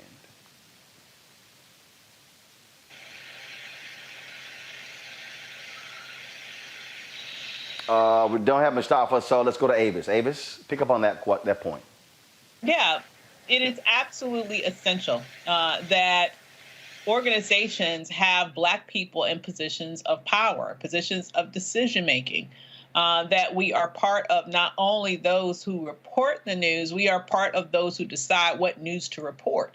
And it's absolutely critical that that is true in every way, shape, or form, whether that's television, whether that's newspapers, every type of media platform that exists, there needs to be black decision makers. That said, it's also the fact that there isn't to any significant degree, once again shows how important true black-owned media is. Because we have to understand that when you sit down and at home and you turn on the television and you watch a certain show, or you pick up a newspaper or go to the newspaper's website these days and read that story, you have to think, who made the decision about what's going to be covered and what wasn't going to be covered? Who made the decisions about who was going to be booked and who wasn't going to be booked? Who made the decision about what sort of opinion pieces were going to be given the green light and what sort of opinion pieces were going to be kicked to the curb, or what stories were going to be pursued and what stories were going to be ignored? You know, that colors, no pun intended, the information that you receive on a daily basis. And because those types of organizations tend to not have people that look like you and me in those decision-making positions, what we get are a very tilted and very specific view of reality. And so having black-owned media that shows our interests, that centers our needs, that puts on experts that are versed in how issues impact our lives, it's critically important. It's not really happening to a great degree in normalcy in quote unquote mainstream media and some of these other places. And so we have to be able to do that ourselves. And luckily, we are in the position, particularly, for example, with a show like this, in which we can. Well, that's precisely why we have it, because we are not about allowing somebody else to tell our story. Speaking of telling our story, this is an unbelievable story out of Baltimore. Well, first of all, for us, it's not unbelievable. That's also why we have these cameras to listen and see and hear what folk are talking about. Of course, this year we saw protests erupt nationwide after the death of George Floyd, Breonna Taylor, Ahmaud Arbery, and others. Yet in Boston, something peculiar happened in Boston. Check out this video of a police officer. You can hear him bragging about running over protesters.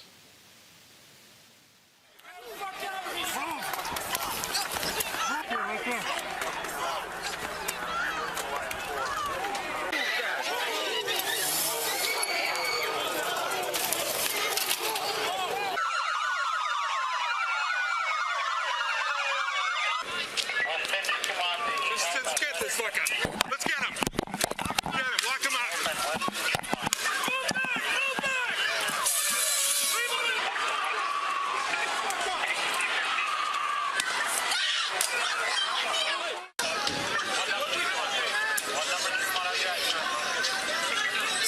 Start spraying the fuckers.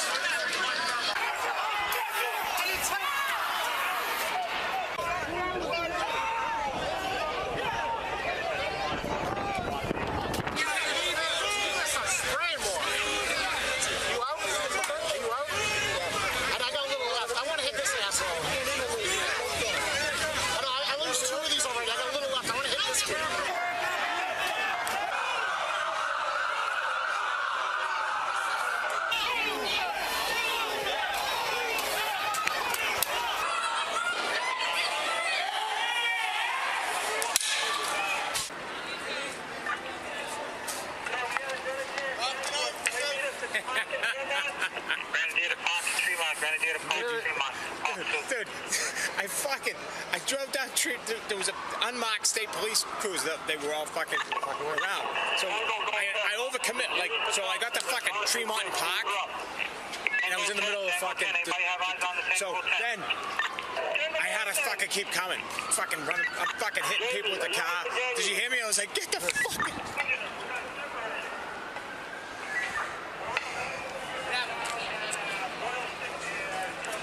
This thing is on. This thing is. Oh no! I know. What I'm saying is, though, they were in front, just they didn't hit anybody, and just driving. It's own shit. My windows were closed. The shit was coming in the fucking way. It was pissed. So, I was like, you gotta be kidding me. Fucking crazy, dude. Push this crowd backwards, please. We can't go any further. This thing just fucking went on automatically. Huh? This thing just went on fucking automatically. There you go. This is your outfit. It's pretty nice. They're walking around close. From everywhere. Is it a $50 tie?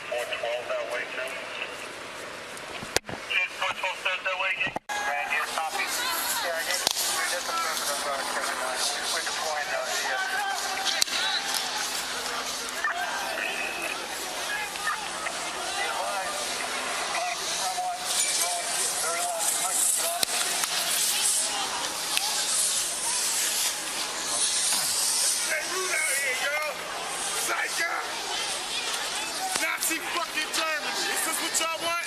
I want it to be like Nazi Germany, right? You need some papers? You want to see my papers? Hey. I'm still out here. I'm still out here. I'm still out here. This is for George Floyd. Mustafa, if you're a cop and you're bragging about running over protesters, imagine how it feels when you're patrolling black neighborhoods. Yeah, people telling you just how they really feel about folks. You know, we need to remember in Charlottesville, when that young man used his automobile and killed someone, And how easy is it in all that chaos for somebody to slip underneath of the wheel of a car, of a police car, of a cruiser, and someone to lose their life? If you or I do it, vehicular manslaughter is 10 years in jail. Second-degree vehicular manslaughter is 75 months, $250,000 fine. It's a real easy way to make sure that that doesn't happen. One, train your officers, and two, if they can't live up to it, they don't need to be police officers. Roland, and this is just. Go ahead. I went to undergraduate and graduate school in Boston. I was there from 1970 to 1977. The Boston kind of racism is a special kind of racism. The police have been trained essentially to abuse Black people. I mean, I will never forget Louise Day Hicks, who was on the school board when they were trying to integrate schools. And this big old fat white woman said they would have to run over her dead body before Black children were able to go to white schools in South Boston. This is Boston. So this is Boston. I'm not saying that Boston is special around its racism, but what I'm saying is when I watched the tape, I just recalled so many things. And the bottom line here is that they do not value Black people. This is why the slogan, that Black Lives Matter, is so important, because it has not been that important in places like Boston and others. Right. A Black man named Ted Lansdowne had a flag. He was impaled by a flag in front of City Hall because he was protesting. So white folks just took a flag and impaled him. And it was okay. Nobody was ever arrested. And this happens time and time again. So I just, we have been, as Black people, extraordinarily tolerant, extraordinarily understanding, and it's time for us to get about 10,000 Ben Crumps to sue the you-know-what out of these people. Totally understand. Got to go to a break, folks. When we come back, we'll talk with Mars Day. Music, books. That's next on Roland Martin Unfiltered. This generation, which gets so much inspiration from entertainment, this generation is influenced. I mean, every generation has their influence. Yep. But I would argue, by and large, when you talk about Harry Belafonte, or you talk about how it was, in the 60s, 70s, and even 80s, there was, you had the entertainers, you had the church, you had the activists. In our day and time, the church is somewhat losing its influence. Entertainment influence is growing. The activists are losing their influence. So where do most, this younger generation go? They go to entertainment. And so the influencers' entertainment can actually move the needle. And when you see people become active, I love how this younger group of people are saying, wait a minute, we don't like what just happened with Kavanaugh. We're going to do something about it. We don't like the fact that there's no gun control. We're going to do something about it. And I do think that as tragic as these events are, they are becoming more galvanizing to get this younger group of voters, which is so influential, to get out and do what we know they can do, which is to help move the needle in a massive way.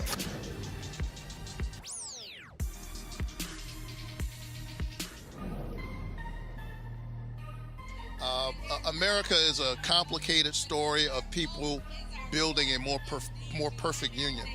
And if you don't think there's been any change, you should sit down with Andrew Young. You should sit down from some of the folks in that generation who know the distance we've come. And as we continue to push hard, change comes. The other side knows your power. The other side knows your voice. That's why they're engaged in voter suppression. If you weren't so powerful, they wouldn't be trying so hard to stop you from voting. And so you ought to stand up in this defining moment in American history and win the future for all of our children. We're at Mom's Kitchen in Preston, Georgia. It's a family business. I enjoy making people happy, giving them a good meal. But since COVID, we had to close our main dining room. We lost all of that business. And we used to do a lot of caterings. We can't do any of that anymore. David Perdue knew what was about to happen. He was getting classified briefings about the pandemic. But instead of him being concerned about us, he off selling stock. We had no idea we'd have to close our businesses off. We'd lose caterings, and so many people died. And then when we needed help the most, he fought against the stimulus checks. and to cut unemployment insurance. Purdue needs to come out and Ossoff in. Early voting starts December 14th. You got to make a plan to vote. I'm John Ossoff, and I approve this message.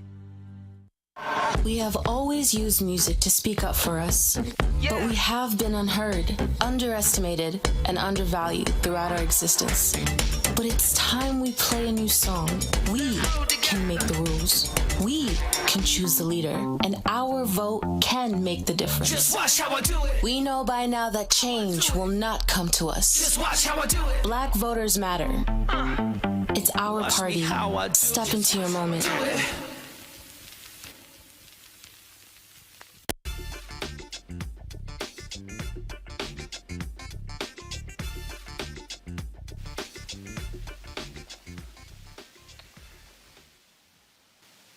All right, folks, I was flying to Atlanta this morning, early flight, 7 a.m., and so I needed a little pick-me-up music.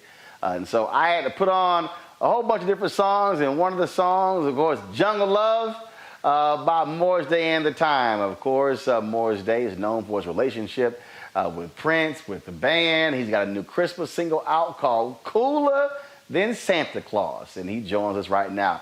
Morris Day, what's happening? What's going on, Roland? How you doing? So you cooler than Santa Claus? Hey, you know it.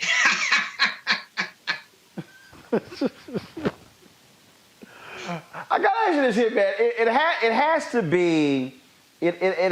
be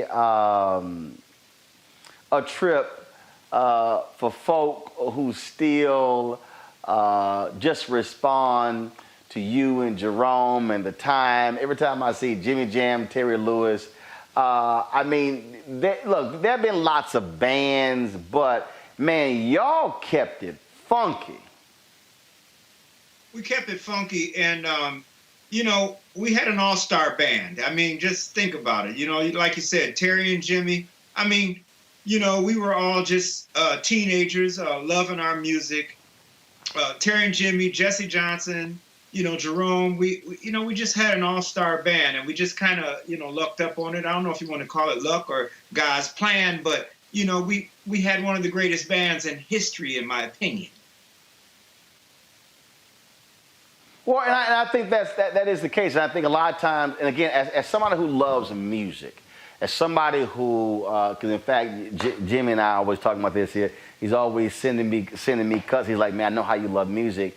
I mean, y'all played instruments. This wasn't a bunch of dudes on stage with 5 or 6 mics, and that was the other thing. There's just something different about when that band is jamming and keeping it funky. Well, not only that, Roland, you know, we played instruments, but we had songwriters, producers, you know, some of the elite in the industry, you know, from Prince on down. And, you know, that just takes the whole thing to another level.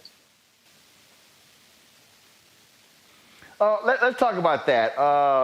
I played the George Lopez golf tournament, and Jimmy Jam he's often playing in the golf tournament, and so we're always having a little fun. I gotta find a video. There's a video of us all on one of the tee boxes doing the bird.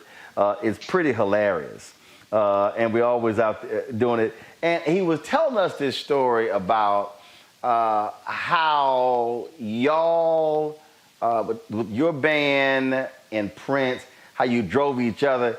And he was saying, he said, man, that were times, he said, when we were just whooping Prince's ass.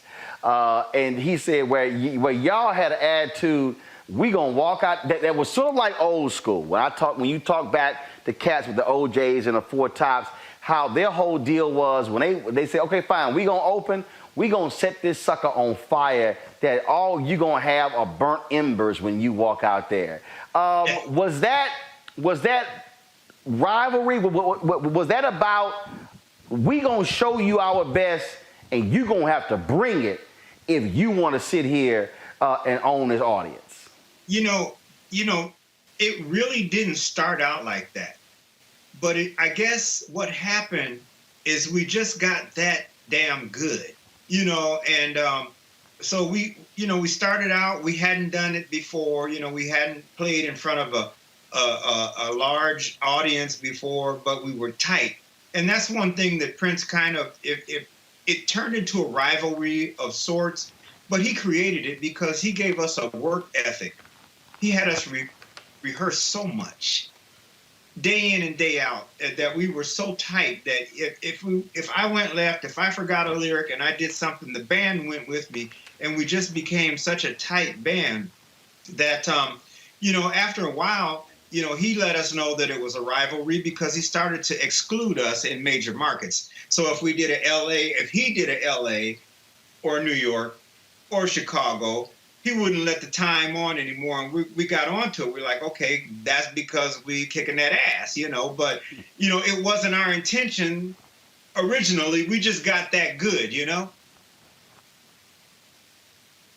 Well, you would think that he would have understood that because he drove y'all there. It's sort of like, look, for me, if I've trained somebody, if I've invested in somebody, I want you to reach that point of maximizing your output. And I've always gotten a kick out of, you talked about it in other interviews, in your books as well, that jealousy, that envy that was there. You talked about how he would call you to come to Minneapolis and play, and hell, wouldn't pay. And so just talk about that relationship. Was it one of those things where you were like, okay, what the hell? Is it hot? Is it cold? Is it hot? Is it cold? Man, can you just decide? Yeah, that's exactly kind of what it was. But, at the end of the day, as much as I would have issue with stuff like that, he was still my brother, and I know he felt that way, but, he was a very complicated individual. We all are complicated in our own way, but he was extra complicated. So, right. I just kind of, wrote it off as that. I never had his phone number once we got to cell phones and all of that, even landlines. I never had his number. So if I heard from him, he'd call me, and I might have one of his security people's numbers or something like that. But, I never really reached out to him. I just kind of knew that if he wanted to talk to me, he would reach out to me, which he did at obscure hours of the morning and night, and it was all good, You gave an interview that I found to be quite fascinating, where at the end of his life, he said something to you when he said that he loved you. Yeah. And it caused you to go, this is different. Yeah.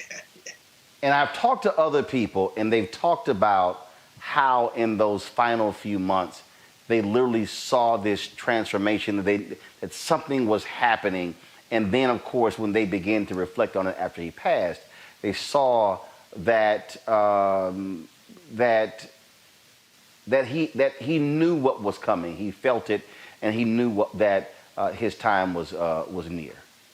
Yeah, I think he knew because, as you said, he had asked us to do shows. We show up. I fly my band in on my own expense, and then he changed his mind, and really, and not even really have a second thought about it. And so I had sort of got to the point where I said, look, if Prince wants us to do a show, then he has to send us the money 100% up front. I'm not, going in like that anymore, where I just am I'm at his disposal, whether he, and out of my pocket. So anyway, this last show, 2 months prior to him passing, I said, yeah, he wanted us to do a show at Paisley Park. I said, of course, but you got to, not me telling him, but his people, you got to send the money up front. And he did, to my surprise. And so when I got there, he was really happy to see me, and likewise, I was happy to see him, and we chopped it up. We did the show. And, after the show, he wanted to talk. So we went into the cafeteria area of Paisley Park. And we talked for an hour and some, and plus. And in leaving, he gave me a hug and said, "I love you." And I'm like, I've been knowing this man since we were kids. And that is a phrase that he has never, ever spoken to me. So I just, it caught me off guard. And then, once I got back home, I was just thinking, I was like, what was that? And sure enough, 2 months later, I was flying to Florida from Las Vegas, and I had a layover in Chicago, and I heard that someone had passed away at Paisley Park, and they said that it was an employee. And a buddy of mine called me, said, "Did you hear the news?" I said, "Yeah, somebody who worked there." And he said, No. He said it was Prince. And my buddy's family is in the media, so they had firsthand information. And it didn't hit me right away, but like midnight that night, once I got to Florida, it hit me like a ton of bricks. The history, because I've really not had people that close to me pass away, and that really hit me hard. It was interesting you say that because I saw something the other day on Twitter, and people were talking about how his passing affected them more than any other. And the reality is, look, as a journalist, I was in Jamaica when Michael Jackson died. I remember being in Houston when Whitney Houston died, and I remember. But when I think about a lot of his passing, actually had more of an impact on me than the other celebrity deaths. And and we were talking about that, and folks were asking why. I had the occasion to meet him on a couple occasions, to go to a party at his home. Then I found out I was interviewing Shelby J, and then she told me, she says, "Oh, Prince had your book, your faith Facebook." And she said, because one day he brought it to me in the kitchen and said, "You need to read this." Van Jones said, "Man, you would have sworn you and Prince were buddies because he would often talk about your work." And I always, of course, loved the music, and being somebody who played in elementary school, middle school, high school band, always enjoyed music. But it was something different and unique about him, and also all the other artists that were born out of his brilliance. And when I think about you and think about the time, and I think about the videos, and I think about, again, the infectious music, all of that, to me, it operates like a bowl of gumbo. It's all in there together, because all of y'all are going to be linked. Vanity 6 is going to be linked. You're going to have all these other different artists. Tevin Campbell is going to be linked. All of these folks who were sort of the tentacles of Prince will always be forever linked. Very much so. And you make a good point. But I like your gumbo theory. So in that theory, brother, we were in the room. You dig? So, that's how I look at it. Right. I know there was a lot of spin-offs, but from day one. So I get it, the worldly impact that the brother had, and it was amazing to me to watch, because I've been around him since he was a kid. So the worldly impact, but my take on the whole thing was a little different. It was just not the mega artist that he ultimately became, but it was my friend. And the early days when we hung out, and I would get high, and he was pretty straight.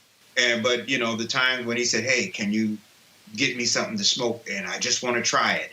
And I'm sitting on the floor of the club, babysitting this dude, and stuff like that, and the fights that we had and all of that when we were kids is the stuff that really passed through my mind, not the songs so much that I loved or anything like that. So I'm just saying that to say that it was quite different for me than, a fan.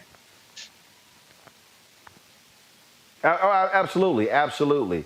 Do people still roll up on you to say, man, you killed it in Purple Rain? And why, again, why haven't you done other movies?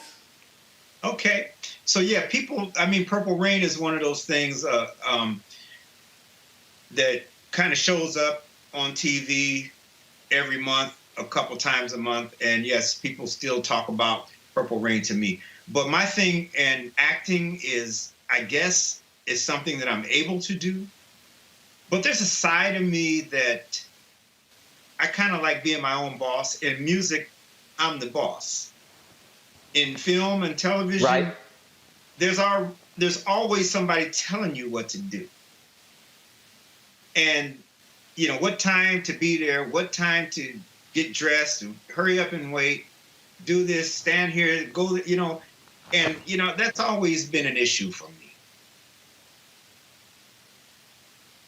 Oh, great. Look, I know that point, which is why I created my own digital show, because I said, folks, when TV One ended my show, folks are like, man, it'd be great if you go to MSNBC or CNN. I'm like, you know what? I'm not really trying to ask no 32-year-old white producer permission to go cover black people. I said, I'm good. I said, I'd rather ask myself.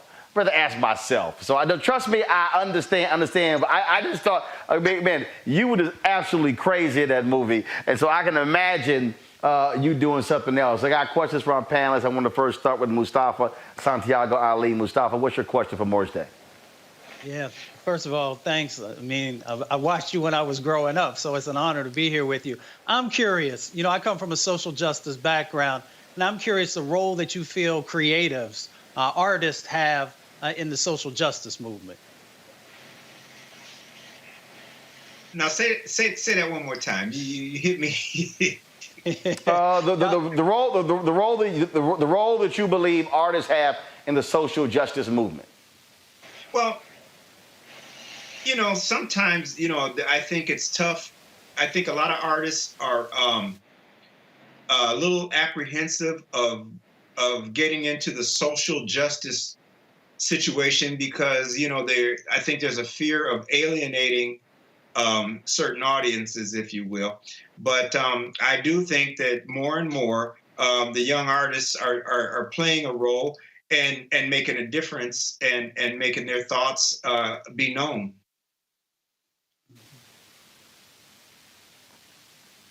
Julianne, question for Morris Day. Sure. You have talked about both your collaboration and your competition with Prince. And I've very much enjoyed, Roland, this conversation and appreciate it. But Morris Day, what does it say to us as we move forward in this post-whatever era about how we work together as Black people? Well, I think, there's a lot on the table that we have to deal with.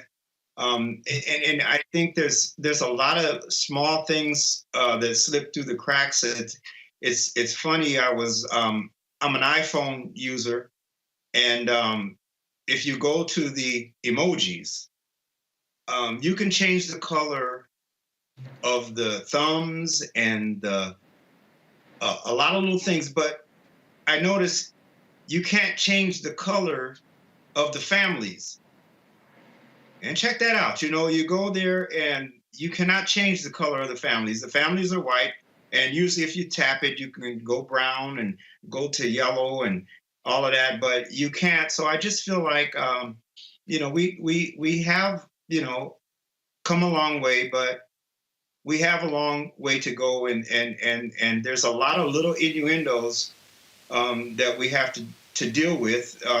And, unfortunately, that's the job ahead of us.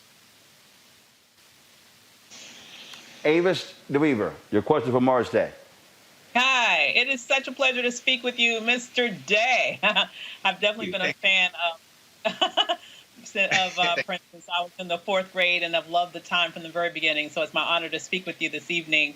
You alluded to something that I think a lot of people overlook. People enjoy your music. They enjoy your contribution to the world in that way. But I think oftentimes people don't get the work that it takes to be as successful as you are in that industry. You just don't pop up one day and be as prolific a musician as you are. A minute ago, you talked about how, you practiced so much until you just, in essence, couldn't get it wrong. What can people who are not musicians learn from musicians about operating in excellence, given the work ethic that it takes to perform at the level that you do? Well, I think you pretty much explained it. It's whatever you do, you have to strive to be the best. If you strive to be mediocre, then that's what you'll do. If you don't really care about it, how many times do you walk into a store and you have a clerk who helps you, or someone on the phone, a customer service, and they help you 100%, do everything, ask all the right questions, and then how many times you walk into that same place a different day and somebody just acts like they don't want to be there. I just feel like if you're going to fill a position in life, then I would say be the best at it.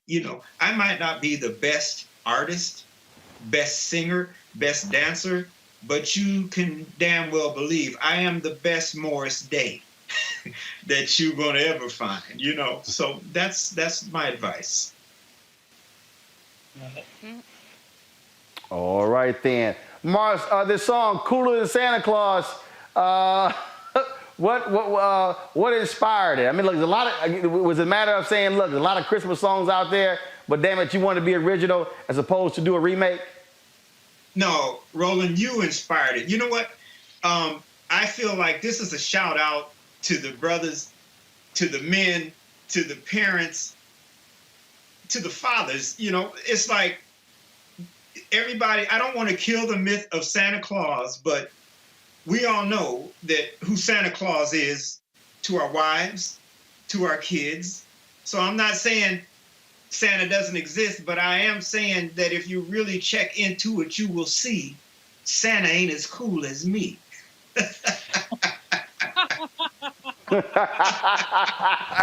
Well, I'm with you 100% because I'm all with all the myth, but yeah, yo already know who bought that damn computer and bought that damn Xbox. Just letting you know. And Santa's getting all the damn credit. Precisely. No. Santa don't pay no bills. Morris Day, man, it's always a pleasure. Look forward to after this COVID thing. I can't wait to connect, and definitely, man, look forward to coming to one of the shows. I'm one. This is a true story. I was at NBA All-Star Game in 2011, and Sean Robinson. I had gone to a Diddy party. It was crazy. We never got in. It was all this sort of drama outside. Sean Robinson hit me up and she says, yo, you want to come to a party at Prince's house? I was like, hell yeah. And it was so funny too, because my wife, she was like hot with this other party. She was hungry. She's like, look, I want to get some food. I'm going to figure it out. I look at her like, oh, hell no, we going to this damn party at Prince's house. I don't give a damn how you feel. So take this McDonald's, but put the GPS in. You can sit your ass in the car. We going to this party. I mean, that's what I'm thinking the whole time. Like, I don't give a damn how you feel. So we going to this party. Go to the party. It's only about 30 people there, man. And it's so funny because, look, I'm black. You go to somebody's black house, you speak to the person whose house it is. Well, couldn't find him, but then the DJ was gone. So I was like, well, look, I'm a dance. Okay, I ain't afraid to dance. I will sweat through a suit in a heartbeat. Okay, and so, man, we're dancing. And all of a sudden, Prince comes, walk up to me. He's like, you're welcome in my house anytime. And then, of course, I danced all night. They, of course, put a concert on at 2:30 in the morning. We probably left around 6 a.m. About 6 months later, Sinbad said, man, Prince said you left scuff marks on his dance floor. So I'm all about, look, getting the dance on. So when you put on a show, I'm like, hey, damn all that trying to be cute, trying to be cool. You don't want to break out in a sweat. That's why they got cleaners to take care of that suit. Because I have a very simple philosophy, Morris. If I go to a concert or a party and I go home dry, I'm pissed. It sucked. I hear you. But if I got to get home and peel that suit off, that was a party. Hey, that's how I am. I party, I'm cool, but I definitely have to send my suits to the dry cleaner after I'm done. Now, I want y'all to check out everything happening at MorrisDayEntertainment.com. We got a new single, Head Rush, featuring Trinidad James. Video about to drop. Check it out, y'all. All right, then. Well, look, we will do that. We will certainly check it out, man. We certainly appreciate it. Good luck in all that you do. Again, y'all, his Christmas song is cooler than Santa Claus. I'll be listening to it as soon as I get done with the show. Morris Day, thanks a bunch, brother. Thank you so much, Roland. All right, folks. That's it for us. This is why we want y'all to support Roland Martin Unfiltered for conversations just like that. You could join us via, of course, join our Bring the Funk fan club. Every dollar you give goes to support this show, the things that we do, being here on location in Georgia, covering the Georgia Senate runoff race. We live stream Vice President-elect Kamala Harris being in Columbus, Georgia today. Folks, wasn't no other black media, national black media there. Folk not on the ground like we are. We're traveling all around this state, covering these issues. And so your dollars make all of that possible. And so we want you to support us in what we do by going to our Cash App, $RM Unfiltered. You can go to RM Unfiltered and check that out, please. You can also support us on paypal.me/R Martin Unfiltered. Venmo.com is RM Unfiltered. You can also go to Zelle, Roland at RolandSMartin.com. You can support us there as well. Then, of course, you can send a money order to New Vision Media, NU Vision Media, Inc., 1625 K Street Northwest, Suite 400, Washington, D.C., 2006. Don't forget, check out my iHeartRadio commentaries on the Black Information Network. You can also listen to the audio podcast of this show on iHeartRadio. Just simply download it and play it there as well. And so we certainly appreciate it. Thank you so very much. Folks, we had a fabulous day. We shall see you tomorrow. Enjoy. Don't forget to subscribe to our YouTube channel. Click that button to turn on your notifications. And when we go live here from Georgia for a rally or an event, you will instantly know exactly what is going on. It's all about keeping you up to date, informed, because we keep it real, we keep it black, we keep it unapologetic, and we keep it unfiltered. I'll see y'all tomorrow.